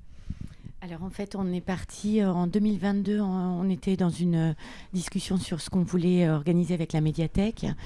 Et en fait, j'ai dit que ce que j'aimerais bien faire, c'était une manifestation de littérature ado, mais pas toute seule, parce que je pense qu'il faut être assez nombreux pour se lancer dans une aventure comme ça. Et la directrice, Marie-Christine Roux, à l'époque, a été tout de suite très emballée. Mariam Loussaïef, qui était en charge des ados, est partie aussi très très rapidement et avec beaucoup d'enthousiasme. Donc il y a eu comme ça une synergie d'énergie qui était quand même assez chouette. Et en fait, ce qui nous intéressait dans cette littérature, c'est que déjà en 2002, il y avait 2 ans que le Covid était passé. On se rendait compte que faire venir les ados, c'était compliqué. Comment parler avec eux? Et surtout, la littérature, elle était juste géniale et elle était riche, elle était inventive. Voilà, il y avait des choses qu'on trouvait dans la littérature ado qu'on ne trouvait pas forcément dans la littérature ado. En tous les cas, un questionnement aussi de ce qui se passait dans le monde. Voilà. Toute la problématique, ça a été de savoir, nous, comment organiser quelque chose, comment s'adresser aux ados. Donc, on a beaucoup travaillé sur l'idée que, déjà d'observation, tout à l'heure, vous avez parlé de Wattpad. Donc, c'est en faisant qu'on arrive aussi à amener les jeunes dans les lieux, que ce soit la médiathèque ou la librairie. Et donc, dans la première édition, on a fait énormément d'ateliers dans la médiathèque, puisque c'est un espace quand même légèrement plus grand que la librairie, et des rencontres et des tables rondes autour de Wattpad. On est parti des pratiques et des envies des jeunes. Et on a créé un petit groupe de lecteurs communs et qui ont travaillé pendant tout le temps avec nous, qui ont lu des livres, qui ont échangé sur ces livres, et on leur a fait faire une petite... on est arrivé à une petite série de 3 questions qu'ils pouvaient poser à tous les auteurs présents. Donc il y avait une 15aine d'auteurs qui ont été invités lors de la première édition, et où ça a donné des toutes petites capsules très courtes, avec toujours les mêmes questions aux auteurs, et ça a très bien marché. Et là, il y a eu comme ça un début d'ancrage, après avec plein d'autres objectifs qui se sont au fur et à mesure, on a réfléchi d'autres objectifs, mais Mariam, elle est restée qu'1 an, enfin elle devait partir dans une autre médiathèque, Marie-Christine aussi. Donc après, il y a eu la réflexion de comment on continuait à travailler sur ce projet, et surtout comment rendre encore plus acteurs les ados. Et en fait, notre objectif à long terme, qu'on avait posé dès le départ, c'était qu'à un moment donné, ce soit les ados qui prennent en main l'organisation. Donc c'est petit à petit, bon c'est totalement utopiste en même temps, mais on y va. Petit à petit, on essaye de les impliquer de plus en plus dans le processus. C'est-à-dire qu'au début, c'était des petites capsules. Ensuite, ils ont commencé à être acteurs dans la sélection des ouvrages, puisque là, donc des auteurs, mais également petit à petit d'arriver sur l'étape de médiation. Et la dernière année, donc je vous montre quand même aussi les programmes. Ça, c'était celui de la première année, donc je le montre là. Ça, c'était celui de la 2e année, avec aussi une charte graphique. Donc ça, c'est le studio Marguerite de la Friche qui fait toute la communication et qui respecte ça. D'ailleurs, enfin, qui accompagne la création des jeunes, puisque le deuxième thème, c'était corps et politique, et on a fait une manif. Voilà, et donc ils ont fait des pancartes, ils ont créé, vraiment allé dans la création.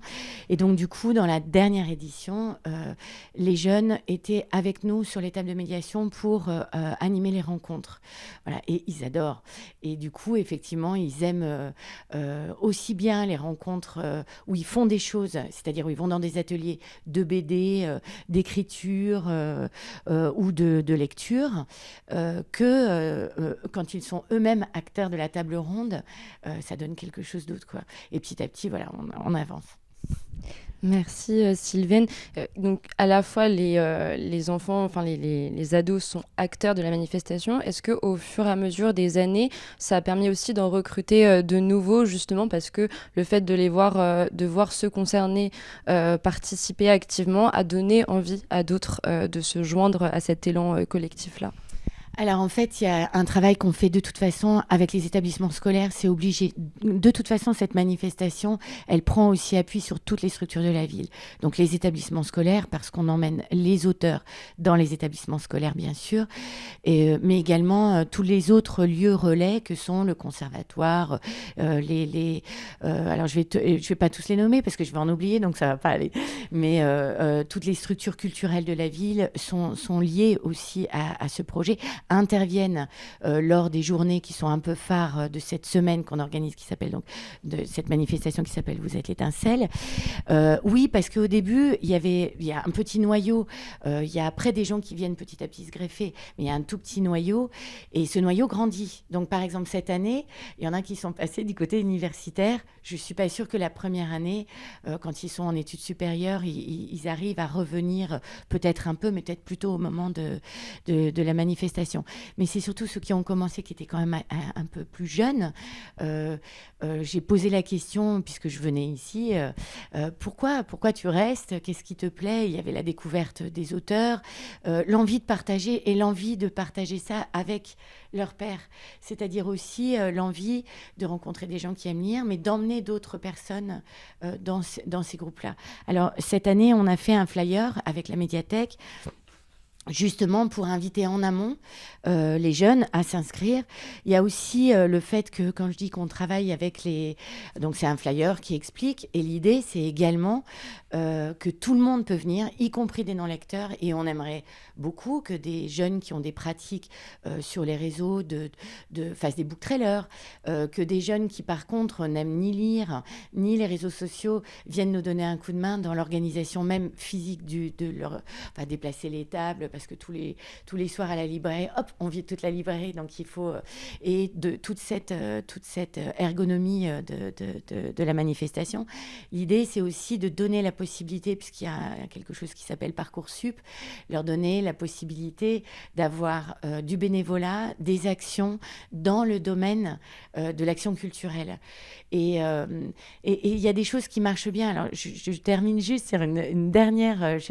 On a fait, je fais le lien aussi un peu avec le manga, on a fait une rencontre c'était un jeune qui qui était en terminale et qui se posait la question de la philo, etc.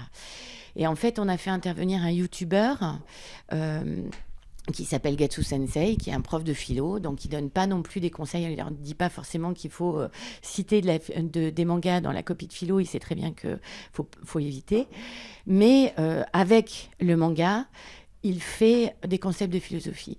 Et dans cette rencontre, je parle dans tous les sens, mais dans cette rencontre, il y avait beaucoup de jeunes, et il y avait toutes les générations. Et en fait, c'était intéressant de se rendre compte que ce prisme qui était quand même un tout petit peu scolaire quand même, et en même temps qui s'appuyait sur une culture des jeunes, interrogeait les adultes de telle sorte que les parents et les grands-parents, moi c'est ce que j'ai trouvé génial, voulaient comprendre, essayer de comprendre ce que c'était que cette culture et pourquoi ça pouvait permettre de faire de la philo.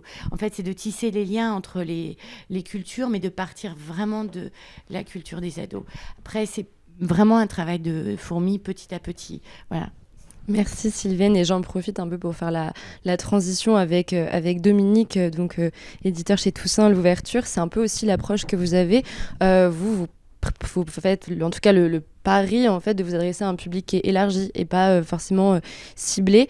Néanmoins, en 2021, vous lancez une collection qui était dédiée aux jeunes adultes un petit peu, et au sein de laquelle vous avez notamment réédité un grand classique, on va dire, qui s'appelle Anne de Green Gables de Lucy Maud Montgomery, j'espère que je prononce bien, et qui a rencontré donc un large public. Et vous me disiez, parce qu'on a échangé un peu auparavant, que ça avait aussi rencontré un public scolaire, parce que finalement ça avait intégré les recommandations de lecture pour les élèves de 5e. Je voulais un petit peu, donc, vous nous retraciez un petit peu ce parcours-là, et que vous nous expliquiez un peu les intuitions, ou en tout cas les convictions qui vous ont amené à vouloir rééditer ce grand classique.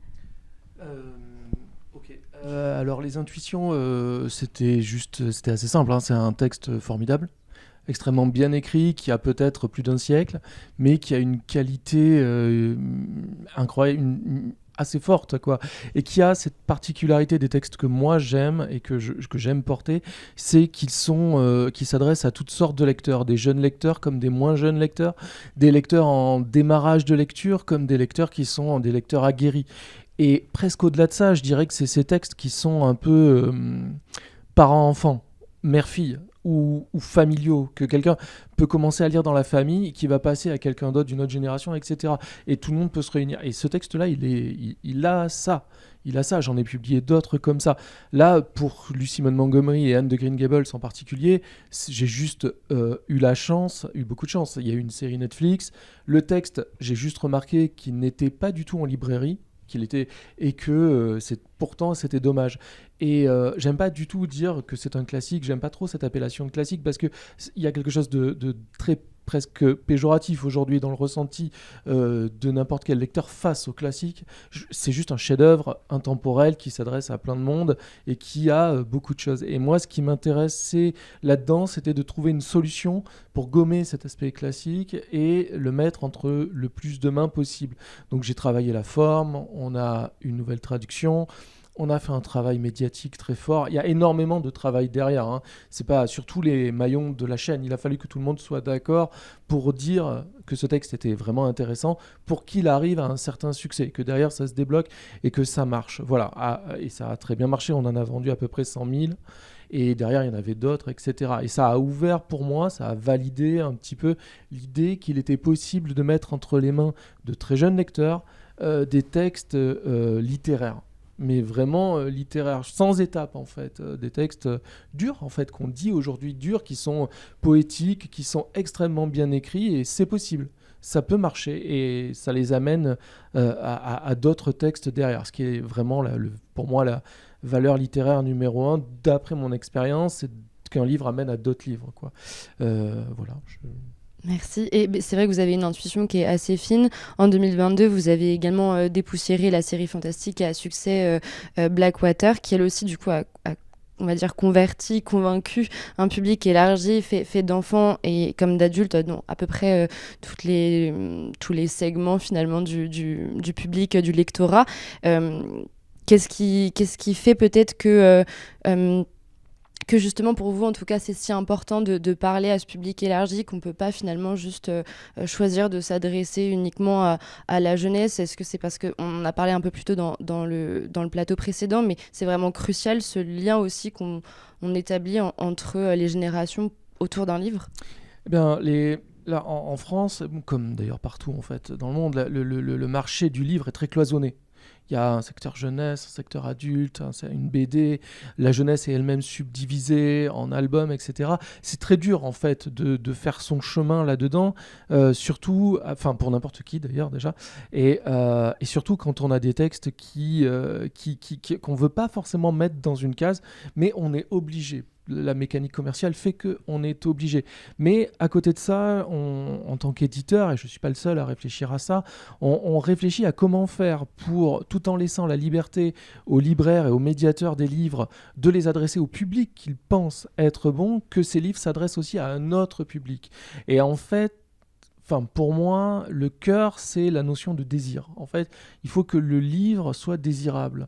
Et désirable, il peut l'être de plein de façons différentes. Il peut l'être par sa couverture, il peut l'être par le discours qu'on a dessus, par la façon dont les autres personnes en parlent, par la façon dont nous, on en parle aux prescripteurs, par la façon dont les médias vont en parler, par son prix, par le prix, je veux dire le prix de vente, mais aussi par les prix qu'il peut recevoir. Enfin, il y a cette désirabilité, cette accroche, cette envie qu'on a de posséder un livre. Elle doit être, enfin en tout cas, elle est moi au cœur de ma démarche. Et des textes comme Blackwater, qui ont, qui sont totalement perméables à tout un ensemble de lecteurs très différents. Ça va de 10-12 ans jusqu'à des gros lecteurs qu'on amalgame souvent à de la littérature populaire, alors que je pense que c'est beaucoup plus fin que ça. En fait, il faut, dans des cas comme ça, travailler à tous les niveaux, être passionné par chaque détail, ne pas mésestimer le lecteur, sa capacité à avoir une forme de souplesse intellectuelle pour aller vers le très dur comme vers le très accessible. Et c'est ça qui est intéressant avec ces livres, comme Anne de Green Gables, mais aussi Blackwater, ne jamais sous-estimer l'intelligence du lecteur à qui on tend le livre. Et s'il nous tourne le dos, c'est encore mieux, parce que là, on va devoir faire preuve d'encore plus de créativité en tant qu'éditeur et en tant que maillon de la chaîne du livre pour lui apporter le livre. Ce que vous nous dites finalement, c'est qu'en fait tout ça demande un énorme travail en fait pour l'éditeur de penser à plein de choses. Ce qui est intéressant aujourd'hui, c'est que vous vouliez nous parler aussi d'une nouveauté, en tout cas de l'œuvre de Megan Wallen Turner. Je vous laisse nous en dire un peu plus sur cette œuvre. Oui, merci. C'est une saga fantasy qui est un peu différente des sagas, si vous voulez. C'est un texte qui est très solide, qui a été écrit le premier volume a été écrit en 96. L'autrice a mis 20 ans pour en faire 6. Elle n'a fait que ça. Et c'est extrêmement, je ne veux pas la distinguer des autres, mais presque qualitatif. C'est une lecture qui fait appel à l'intelligence du lecteur, justement, parce qu'il y a plein de choses cachées, c'est presque comme un jeu. Et en même temps, Megan Wallen Turner a eu ce talent de aussi adresser son texte à des gens qui sont capables de deviner les rouages du livre.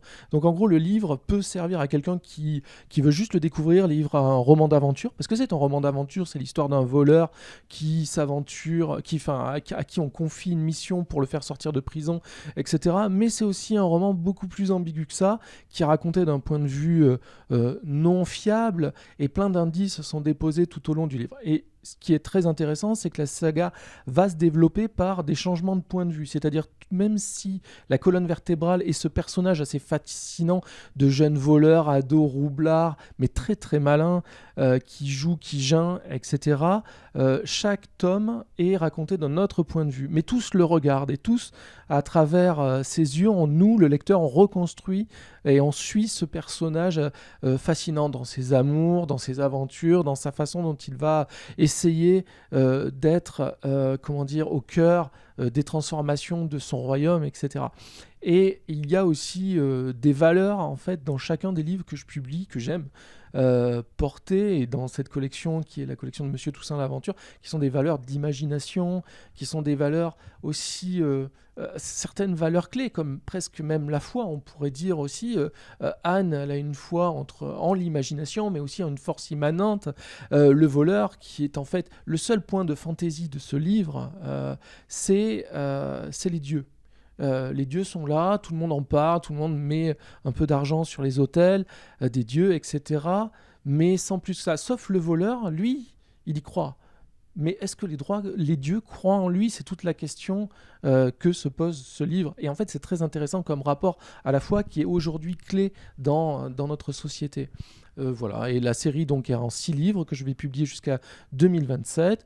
Ça se construit en douceur. Voilà, l'idée c'est de voir comment faire aujourd'hui pour publier une saga fondatrice, parce qu'elle a inspiré énormément de sagas qui aujourd'hui fonctionnent. Holly Black s'en revendique, Cassandra Clare aussi, parce qu'en fait elle est extrêmement matricielle. C'est un peu le chaînon manquant entre Le Seigneur des Anneaux et Holly Black, quoi. Vraiment, il y a quelque chose là-dedans, et c'est très riche. Ce sont des livres très riches qui ont ce que j'aime par-dessus tout en littérature, c'est le fait que lorsqu'on les relit, on découvre encore énormément de choses. Il y a beaucoup de choses, et dès qu'on en finit, on se dit merde, ouais, je me suis fait avoir. Si je recommence, et en effet tout était là, c'est juste que j'étais tellement pris dans ma lecture que je n'ai pas fait les liens, et ça c'est chouette. Ça, je trouve que c'est chouette. Il y a une interaction très forte avec le lecteur. C'est une série en tout cas qui s'annonce prometteuse et qu'on a envie de découvrir. Il y a aussi une dernière chose que je voulais citer, notamment parce que vous avez parlé de désirabilité du livre. Vous vous classez aussi sur ce segment-là, vous faites très attention à la fabrication, aux couvertures, et c'est notamment le cas, je pense, de la nouvelle édition de Frankenstein que vous avez fait traduire par Marie Dariussec. Pourquoi pour vous le visuel est aussi important? Est-ce que vous pouvez nous parler précisément de ce livre un petit peu? Le visuel, pour moi, doit apporter une lecture. Alors déjà, il doit être en effet désirable. J'ai envie que mes livres circulent, que les lecteurs et acheteurs aient envie de les posséder et pour les mettre chez eux. Bon, ça fonctionne. Mais au-delà de ça, pour que dans 3-4 ans, quand ils le retrouvent dans leur pile à lire, ils se disent « Ouais, c'est bien foutu, je vais peut-être le lire. » Voilà.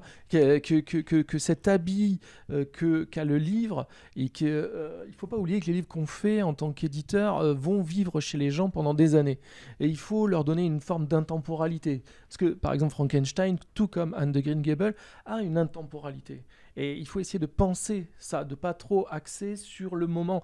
Et bon, ça entraîne parfois des choix qui sont un peu problématiques, peut-être un peu disruptifs, mais le but, il est là en fait. Il est peut-être de proposer un léger pas de côté. Pour la saga du voleur de la reine, moi qui connais et qui fait appel à d'énormément d'illustrateurs, j'ai fait le choix inverse.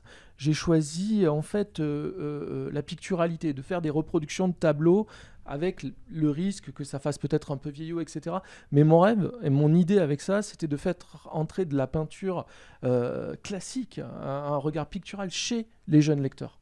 Leur montrer qu'on peut aussi faire des livres qui ont un autre aspect, et ça c'est très intéressant. Et avec Frankenstein, l'idée était là, de casser un petit peu l'image du Frankenstein, un peu sortir de tous les clichés qu'on a, les éclairs, les machins, etc., qui sont faux, hein. La figure de Frankenstein est beaucoup plus complexe, etc., et de l'amener, voilà. Mais en même temps, il y avait le film de Del Toro qui sortait sur Netflix, il fallait pas se priver d'arriver avec aussi une belle proposition littéraire, et la traduction de Marie Dariussec c'est juste excellente, quoi. Pour moi, c'est celle qui marque et qui est la plus forte à l'heure actuelle.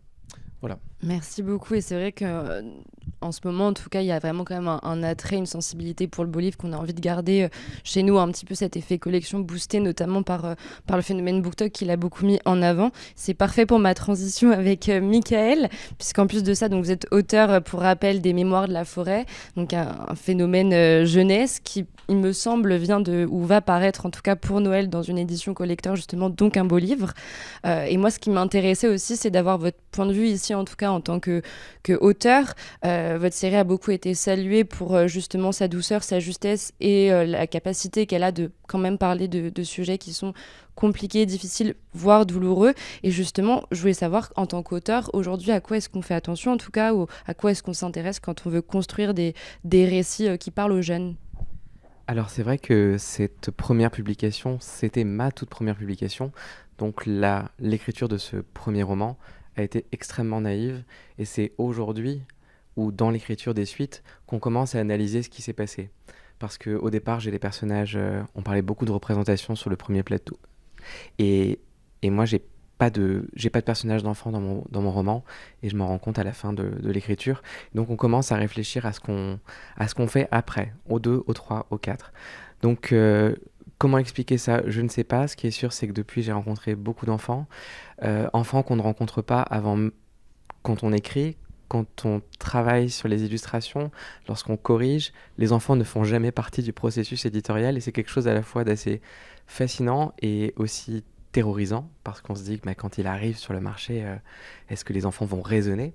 Parce que le PDG de l'école des loisirs aime à le dire, on allait publier un roman de 300 pages pour les 9 ans sur la maladie d'Alzheimer. On partait pas sur un succès, quoi. Un peu ambitieux. C'était un peu ambitieux. Et puis, en fait, j'ai compris que les enfants, parce que c'était aussi très naïf pour moi, étaient les témoins privilégiés des bons moments et des pires moments de leurs parents, de leur famille, et qu'il y avait des sujets qui, si moi j'y suis allé avec une démarche personnelle, avec l'envie de démocratiser, de sensibiliser sur un sujet dont j'avais l'expérience, puisque j'ai été soignant pendant 10 ans, et les enfants étaient aussi là dans la maison lorsque la tristesse venait y prendre place, lorsque la perte et la résilience venaient y prendre place, et que finalement, il y avait des sujets tabous dont on ne leur parlait pas, par peur de les blesser, par peur de... On le fait beaucoup en album. C'est vrai qu'en album, on a beaucoup d'albums sur le sujet de la perte de mémoire, et en roman, il n'y avait plus rien. Et pourtant, c'était là qu'il y avait des choses à dire, parce que c'est là qu'il y a du lien avec les grands-parents, et la perte de son grand-parent, la perte de la personnage symbolique du grand-parent qui disparaît dans la maladie, c'était quelque chose qui était complètement inattendu. Merci. Vous disiez justement qu'en tant qu'auteur, pendant votre processus, vous n'aviez pas forcément rencontré les premiers concernés, ces jeunes lecteurs, qui avaient donc une appréhension de la réception de votre ouvrage. Mais après ça, vous avez intervenu en fait en milieu scolaire, vous avez rencontré votre public. Comment est-ce que vous avez reçu leur retour et qu'est-ce que vous avez pu observer justement dans la relation, pour relier ça à notre webinaire, de la relation des jeunes à la lecture aujourd'hui ? J'ai compris dans la médiation et dans les dédicaces aussi, j'ai compris une chose fondamentale, et ce dont on n'a pas du tout conscience lorsqu'on écrit quelque chose, c'est que le livre entrait non pas entre les mains d'un enfant seulement, mais dans un foyer, comme le disait Dominique. Il y a quelque chose d'assez étrange au fait qu'un enfant accroche avec un livre, mais ce que j'ai remarqué, c'est que il y a eu de très beaux moments où des parents et des enfants sont venus me dire qu'ils avaient fait une lecture ensemble. Et alors, on l'imagine sur l'album, et moi je l'imaginais très peu sur le roman parce que j'ai pas d'enfant, et je me disais, est-ce que vraiment un parent va prendre le temps de lire 22 chapitres à son petit sur 22 dodos? Et en fait, c'est tout à fait possible, et je m'en suis rendu compte là, et je me suis dit, cette première tournée du premier livre a orienté toute l'écriture des 3 autres. Et je me suis dit, mais attends, il y a quelque chose que tu as fait de façon naïve, il faut que tu le réfléchisses. Donc tu vas changer, tu vas essayer d'inclure la transversalité, le transgénérationnel dans ton écriture. Tu vas mettre des notes d'humour pour les grands, tu vas mettre des notes d'humour pour les petits, tu vas mettre des sujets qui vont toucher tout le monde, mais différentes manières d'y accéder. La narration, les personnages, l'aventure d'un côté, la psychoéducation de l'autre, des petites phrases comme ça qui vont faire mouche et qui sont les plus citées sur Babelio, et on se rend compte par des adultes. Et en fait, je me suis dit que c'était ça le véritable défi, c'était d'avoir un livre qu'ils partagent tous les deux. Et il est vraiment pas rare du tout, là je reviens de salon, d'avoir parents et enfants autour du même livre. Et en fait, je me dis que c'est ça le défi pour moi en tant qu'auteur, c'est d'écrire pour les enfants et les enfants intérieurs. Et il y a quelque chose qu'on me dit, en tout cas en rencontre, en médiathèque, en librairie, c'est que le livre, quand il touche un adulte, par son sujet, il va toucher par, comment on pourrait dire, par contamination l'enfant, il y a quelque chose qui se passe, et là en médiathèque, il y a des moments de grâce, parce que pour moi c'est ultra important qu'on soit là. Je suis très engagé je fais à peu près 2-3 mois d'intervention scolaire par an, de manière rémunérée ou non, ça dépend, mais en tout cas on lance des projets et on voit si ça marche ou pas. Et les enfants sont en CM, et je leur fais promettre, parce que quand ils sont en CM, ils sont encore très innocents, ils ont encore très envie de lire, et il n'y a pas l'image des autres comme en 6e, et je leur fais promettre de rester des lecteurs en 6e en disant, même si c'est plus cool de lire, même si ça devient pas cool d'être un intello qui lit des bouquins, essayez de les lire quand même.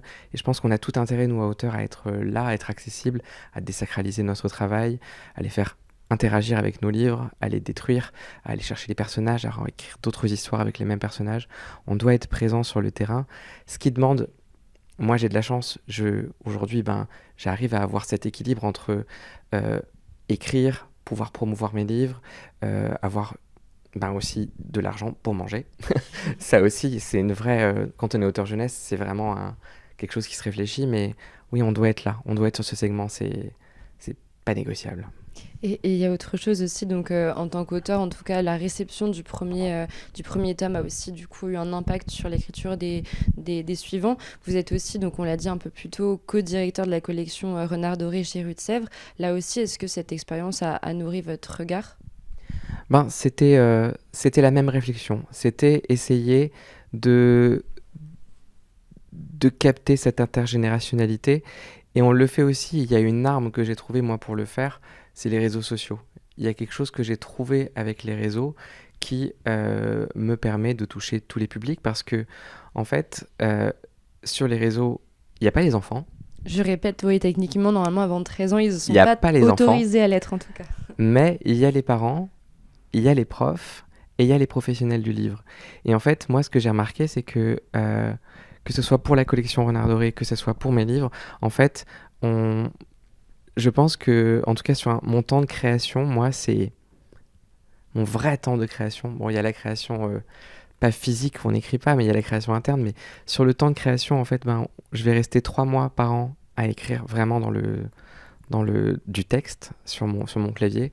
Et je vais passer 9 mois de mon année à essayer de donner envie de lire. Donc ça va être aller à l'école, ça va être sur les réseaux. Donc que ce soit pour la collection, pour moi, j'ai des réseaux où en fait on va essayer d'étendre l'univers de nos livres, à donner envie, à construire du matériel pédagogique, construire de la promotion, donner envie par la réflexion. Moi, je me suis amusé à créer un test de personnalité pour savoir quel personnage tu étais. Ça m'a pris une semaine que j'aurais pu mettre à écrire, mais j'ai trouvé que lorsque cette construction est cohérente et que en fait on a envie de rentrer dans un univers et de plus en sortir, et c'est à ça que servent les réseaux.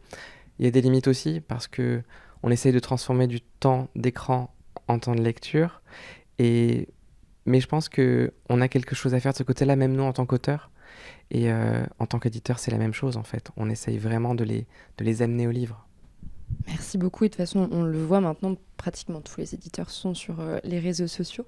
Merci Michael. Ça me permet encore une fois de faire une transition vers Sylvain Baglieri. Je rappelle que vous êtes auteur avant peut-être même d'être éditeur, ou en tout cas en même temps, sous le pseudonyme Sepia. Et avant de rentrer plus dans ce que produit la maison d'édition, je voulais effectivement avoir peut-être votre réaction. Est-ce que vous partagez le point de vue de Michael sur tous ces points et cette notion d'intergénérationnalité ?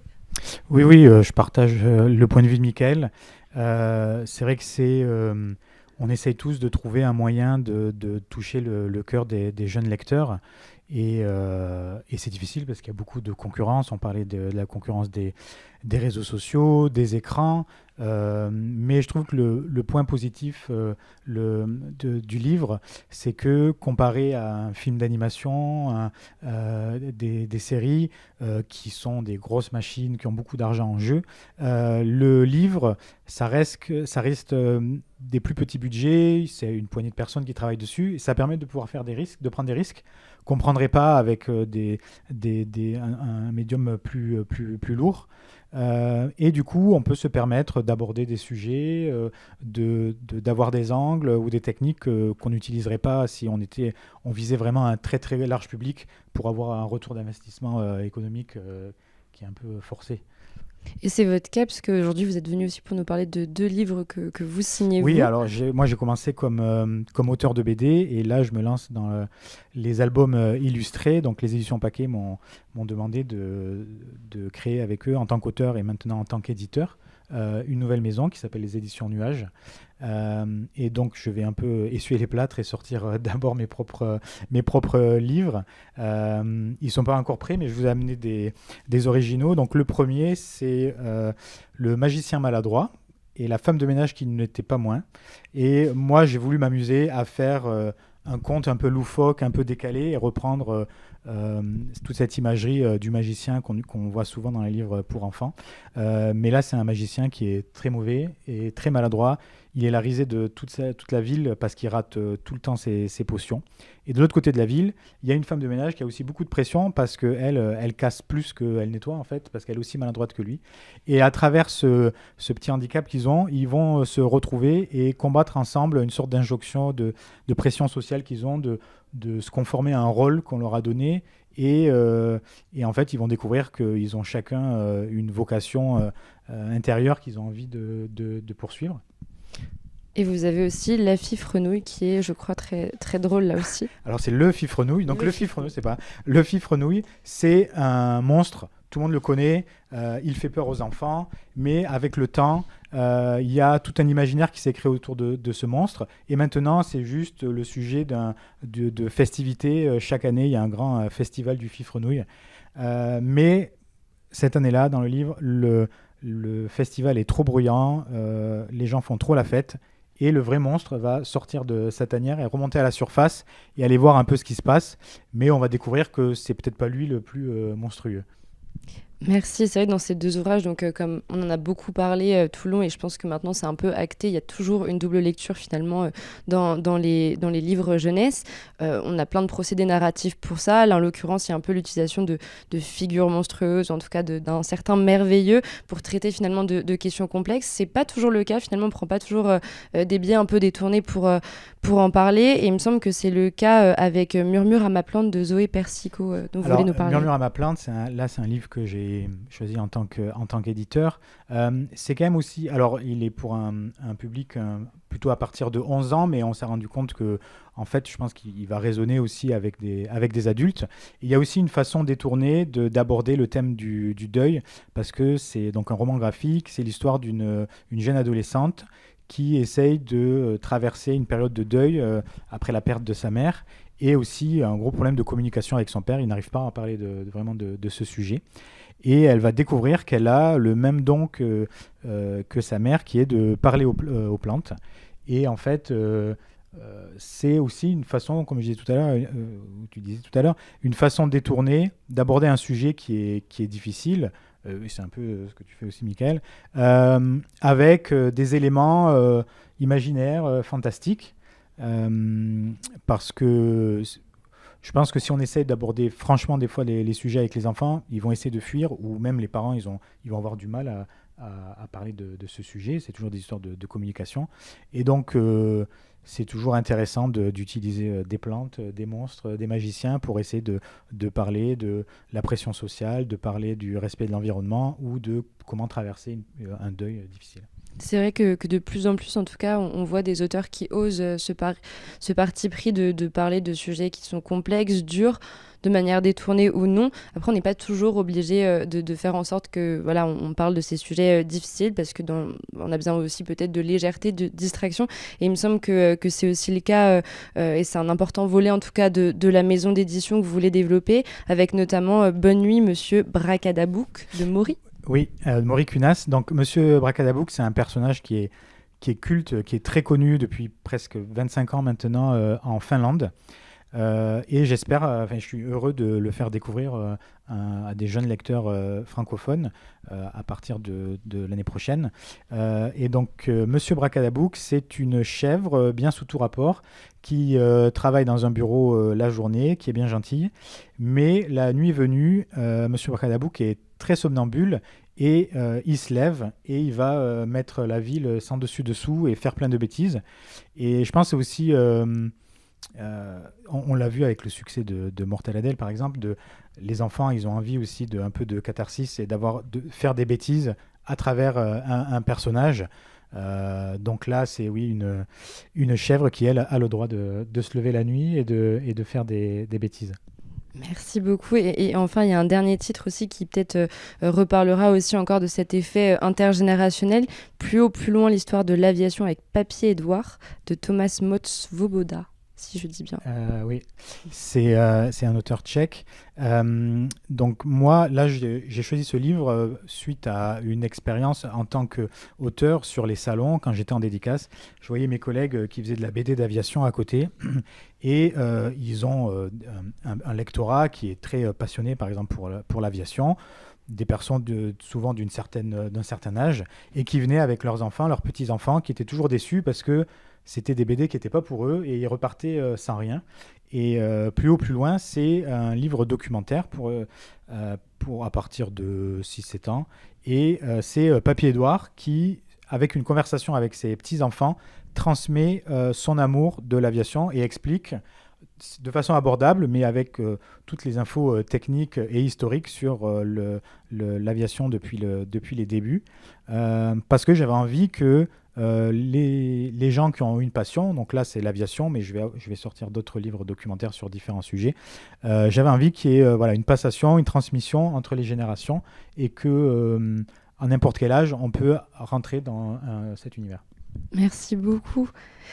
C'est vrai que donc on a parlé de plein de choses. Il y a différentes stratégies, encore une fois, pour pouvoir ramener le lecteur, notamment le jeune lecteur, l'amener vers la littérature. Donc, il y a plein de thématiques, de genres. Il est aussi question aussi de format. Et vous, Pierre-Alain Dufour, donc je rappelle que vous êtes directeur éditorial des éditions Nobinobi qui font partie du groupe Pika.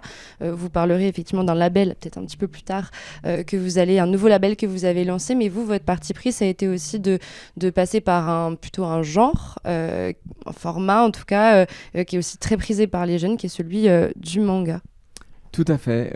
Donc Nobinobi, on a créé la maison d'édition avec Olivier Bacciani il y a 12 ans maintenant. Enfin 12 ans qu'on fait du manga, mais ça fait plus longtemps. On s'était lancé en fait sur de l'album illustré autour du Japon, ça nous passionnait effectivement, mais on s'est vite rendu compte que au final, on n'apportait pas grand chose justement au panorama du marché du livre et de ce qu'attendaient les lecteurs en termes d'album illustré. Par contre, ce qu'on voyait, c'est qu'effectivement, il y avait un peu un manque pour le manga, en tout cas, qui était très sollicité par les adolescents. Mais effectivement, Cécile Terwan avait parlé des 8-13 ans. Et il y avait un peu cette case qui manquait. Et on venait encore, nous, il y a 20 ans, de vivre un petit peu, ou même encore avant, la bande dessinée qui avait perdu en fait son lectorat jeunesse, justement, à l'époque c'était les jeux vidéo. Là aujourd'hui on parle plus des réseaux sociaux, et effectivement ça manquait à la BD, avant que l'émergence de la BD jeunesse arrive, il manquait effectivement ce lien et ces livres qui vont effectivement parler à ce public. Et nous on s'est rendu compte effectivement que en manga, le manga marchait très très bien, encore une fois, auprès des adolescents, mais il manquait ce chaînon nous on avait l'expérience justement d'avoir fait des livres illustrés qui allaient de 5 ans, 3 ans même parfois jusqu'à 8 ans, et en fait on perdait nos lecteurs. Et on s'est dit, mais c'est quand même dommage, on leur a justement un peu initié sur la culture japonaise, sur pas mal de choses, sur la mythologie de la culture, etc. Et on perdait ces lecteurs. Et en fait, ce qu'on fait nous, chez Nobinobi, c'est effectivement des mangas jeunesse, et c'est quelque chose qui n'existe pas en fait au Japon. On parlait d'être très compartimenté dans les genres, etc. Et au Japon, la jeunesse, le kodomo, comme on peut appeler, ça n'existe pas foncièrement. Il y a peut-être un magazine vraiment qui s'adresse aux plus jeunes, mais sinon, c'est pas vraiment les jeunes lecteurs lisent tout de suite des choses un peu plus violentes, etc. Et donc, on voulait un peu apporter ce regard-là, d'avoir des mangas qui seront sans contenu violent, sans contenu érotique évidemment, et qui, avec notre marque éditoriale Nobinobi qui était déjà très affirmée en jeunesse, de proposer ces mangas-là. Et vous avez carrément choisi de parler, d'utiliser en tout cas le manga pour même réhabiliter des classiques, et donc peut-être même amener des lecteurs, là on n'attendait pas, à la lecture via le manga justement. Alors c'était effectivement une autre envie, donc on a lancé déjà il y a 12 ans, collection des classiques en manga. Alors, ça s'appelle les classiques, hein.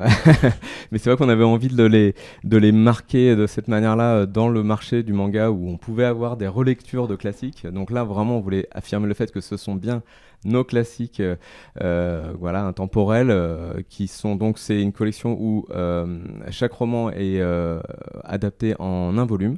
L'idée est bien sûr de ne pas remplacer le roman d'origine, mais justement de faire une porte d'entrée vers ce socle culturel qu'on a envie que tous nos enfants aient, toutes ces références communes qu'on a, et aussi de leur montrer, en fait, au final, quand ils lisent des Naruto, des One Piece, c'est des œuvres qui, au final, se sont nourries aussi à toutes ces œuvres. Donc on est ravis de leur apporter ça.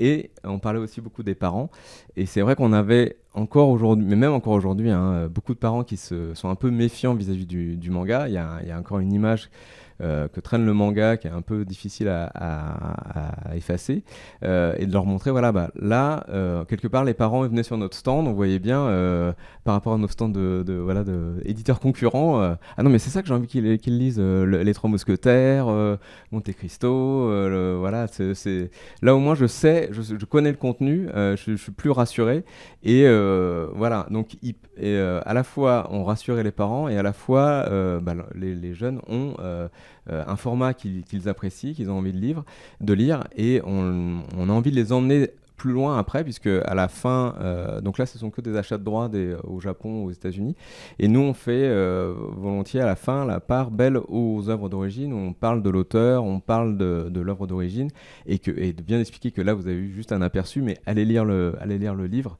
Donc aujourd'hui, c'est une collection qui a une trentaine de titres.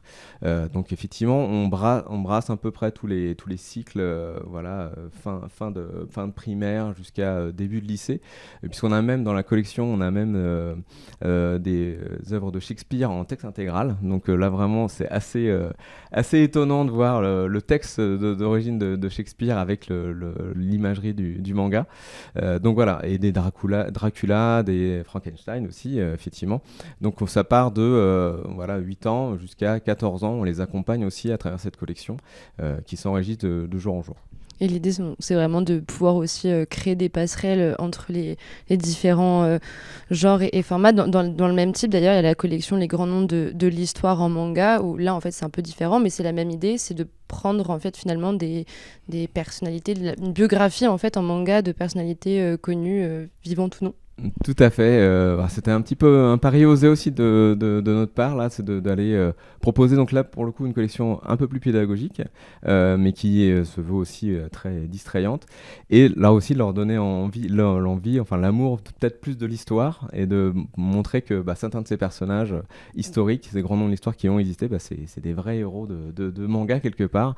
Et là c'est un travail qui est un petit peu différent, puisque là aussi on a donc c'est des ouvrages assez courts. Là encore une fois, on prétend pas du tout remplacer un manuel d'histoire, mais par contre on a à la fin des pages documentaires qui sont travaillées avec un historien, où là on revient un peu plus de manière pédagogique sur la personnalité, qui il a croisé dans son temps, en quoi il a été important pour nous, etc. Donc on a Napoléon, Marie-Antoinette, Cléopâtre. On a aussi Van Gogh en manga, ça c'est de particularité, ou Antoine de Saint-Exupéry, qui est une de nos meilleures ventes dans cette collection, qui est pareil, finalement assez peu connue, l'histoire de Saint-Exupéry. Donc voilà, c'est un plaisir de proposer cette collection. Là aussi, on doit avoir une quinzaine de titres aujourd'hui, avec à chaque fois, c'est un titre unique pour une personnalité. Et donc, vous le disiez aussi un petit peu plus tôt, c'est vrai que même si le manga, il a quand même, je pense qu'il a gagné en lettres de noblesse depuis quelques années, mais c'est vrai qu'il y a encore des personnes qui l'associent à un contenu plus âgé, un peu violent ou érotique, comme vous le disiez très bien. Je crois qu'avec la série Bloom de Saka Mikami, vous voulez montrer qu'un autre manga est possible aussi. Oui, alors donc Bloom, c'est une série qu'on a éditée dans une collection qui s'appelle Genki, qui est un peu différente des autres, puisque à la base, la collection Genki, c'est plus young adulte, j'ai envie de dire, young adulte, même adulte.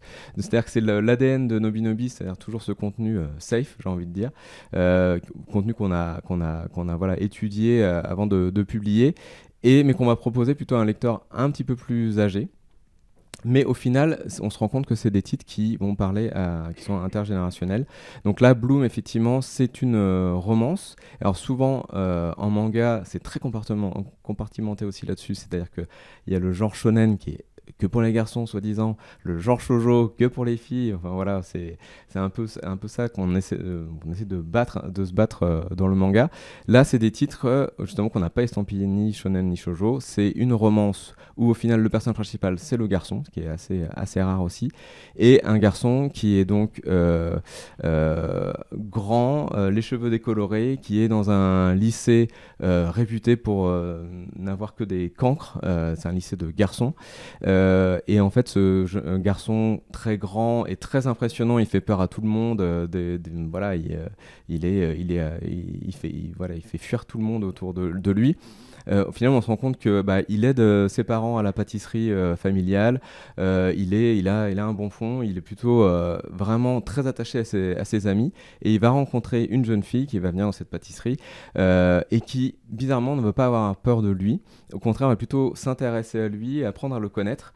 Et donc lui, il va un peu se remettre en question parce qu'il était un peu défaitiste dans le fait d'être lui-même perçu comme ça. Il se disait voilà, j'aurai toujours à vie cette image et c'est comme ça, tant pis. Il était un peu défaitiste et il va commencer à se poser des questions jusqu'au moment où il va se rendre compte que cette jeune fille, elle est dans le lycée voisin qui est complètement l'opposé, dans le lycée de jeune fille, plutôt qui réussissent et qui ont une haine profonde pour leurs voisins, donc les cancres de l'autre lycée.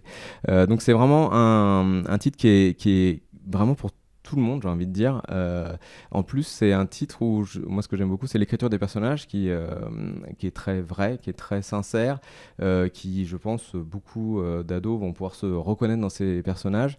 Et c'est une autre manière un petit peu de raconter les romances en manga. Voilà, donc c'est vraiment en plus aujourd'hui c'est un énorme succès au Japon. Il y a un dessin animé parce que voilà, quand il y a un succès, il y a un dessin animé au Japon. Mais c'est aussi créer cette passerelle avec d'autres médias on parlait de l'écran, on parlait de pouvoir allier avec la lecture sur cette série. Et toujours d'ailleurs dans cette idée de créer des passerelles et de créer, on va dire, des liens entre les supports, c'est un peu dans ce contexte-là que vous, du coup, en janvier prochain, vous allez lancer le label Annie Comic Corps. Je vous laisse en dire plus. Tout à fait. Donc Annie Comic Corp, Annie pour animé et Comi pour comics, même si ça va pas être que des comics. Et Corp, c'est plutôt corporation, mais c'est un peu l'idée de d'avoir une communauté de fans et puis aussi un peu le clin d'œil au fait que l'animation c'est un métier d'équipe. En fait, tout simplement, c'est un constat de voir que l'animation en fait a vraiment vécu une révolution ces dernières années. On a vu Netflix qui a annoncé que plus de la moitié des gens qui sont abonnés regardent de l'animation, alors que ce soit japonaise ou de l'animation américaine, etc. Les films d'animation qui trustent tous les tops même historiques du cinéma, donc on voit que ça touche tout le monde, et donc on avait envie un peu aussi justement de profiter de ça pour présenter des ouvrages qui sont liés avec des titres qui étaient d'abord des films d'animation et de les proposer en livre. Alors là, ça va pas être que des mangas, il y aura des mangas effectivement, donc des séries animées qui vont être adaptées en manga. On va avoir aussi plutôt des graphic novels, de la bande dessinée. Par exemple, et c'est quelque chose qu'on avait déjà dans notre ADN puisqu'on avait publié les graphic novels de Tom Moore, qui est le réalisateur qui est souvent cité comme étant le Miyazaki irlandais, donc le Chant de la mer, le Peuple loup, etc. Donc là, on était en format graphic novel, et là, on va sortir donc deux premiers titres vont être Avatar, le dernier maître de l'air, donc une série vraiment culte du début des années 2000, mais qui a, là aussi, on parlait d'intergénérationnalité, mais qui a vraiment une profondeur dans l'écriture de ces personnages qui est passionnante, et donc on va la proposer en animé comics, donc c'est un format un petit peu entre le manga et le dessin animé, justement, où il y a les captures d'écran du dessin animé. Il y aura toute la série qui va être reprise en 9 tomes. Donc là aussi, série qui a été rebootée sur Netflix en live, etc. Et Winx, qui est un autre grand classique des années 2000, Winx Club, qui est donc on va relancer la bande dessinée de l'époque. Et là aussi, c'est très marrant de voir que c'est le lien qu'on peut avoir avec certains ouvrages de notre enfance, puisque là, on va s'adresser à des gens qui ont découvert cette bande dessinée aussi en magazine, et de là, le redécouvrir aujourd'hui, là aussi, il y a une nouvelle série qui est arrivée sur TF1, et de créer en fait des passerelles entre plusieurs générations, les premiers qui ont découvert cette série dans les années 2000 et aujourd'hui qui vont redécouvrir avec la bande dessinée. Et puis Winx qui a aussi connu une adaptation, pas des plus glorieuses, mais en tout cas une adaptation en film sur Netflix. Une série live, effectivement, mais ils ont vite arrêté, ouais. Ouais. Ça aurait pu. En tout cas, voilà, il y a toujours un engouement de la part d'un public peut-être qu'aujourd'hui qu'on en a parlé un petit peu avant en amont, mais un public finalement d'adultes nostalgiques. Aussi, ouais, tout à fait. Ouais. C'est un peu l'idée. Donc c'est pour ça que c'est un label un peu à part. On avait envie de les mettre en avant dans un label différent, parce qu'on faisait aussi les mangas des réalisateurs comme Makoto Shinkai, Mamoru Oshii, donc d'autres grands réalisateurs japonais. Et là, le fait de les mettre tous ensemble, enfin regroupés dans ce label, c'est l'idée effectivement à la fois de s'adresser aux jeunes qui finalement regardent le dessin animé et on poursuit parce que toutes les méthodes sont bonnes pour mettre un livre dans les mains, je pense. Et aussi plutôt les adultes nostalgiques, vous voyez, qui m'ont partagé. On a eu cette expérience avec une série qui s'appelle Captain Tsubasa, donc Olive et Tom, qu'on était quand même, voilà, dans les années 80. Et clairement, quand on a sorti ces livres-là, on a vu en fait que c'était tous les papas qui achetaient en disant mais découvre ça, c'est toute mon enfance, j'ai envie que tu découvres, et ils partageaient ça, et c'était vraiment un bouquin qui se partageait vraiment sur voilà, toutes ces références cultes des matchs de foot qui duraient des heures et qu'ils avaient envie de partager avec leur enfant. Ouais. Merci beaucoup. Merci à vous tous et toutes. Je crois qu'on est armés pour tenter de prendre à bras le corps les problématiques qui touchent le marché et l'édition jeunesse. Donc merci à vous tous et toutes d'avoir participé à ce webinaire. Et je vous dis à bientôt.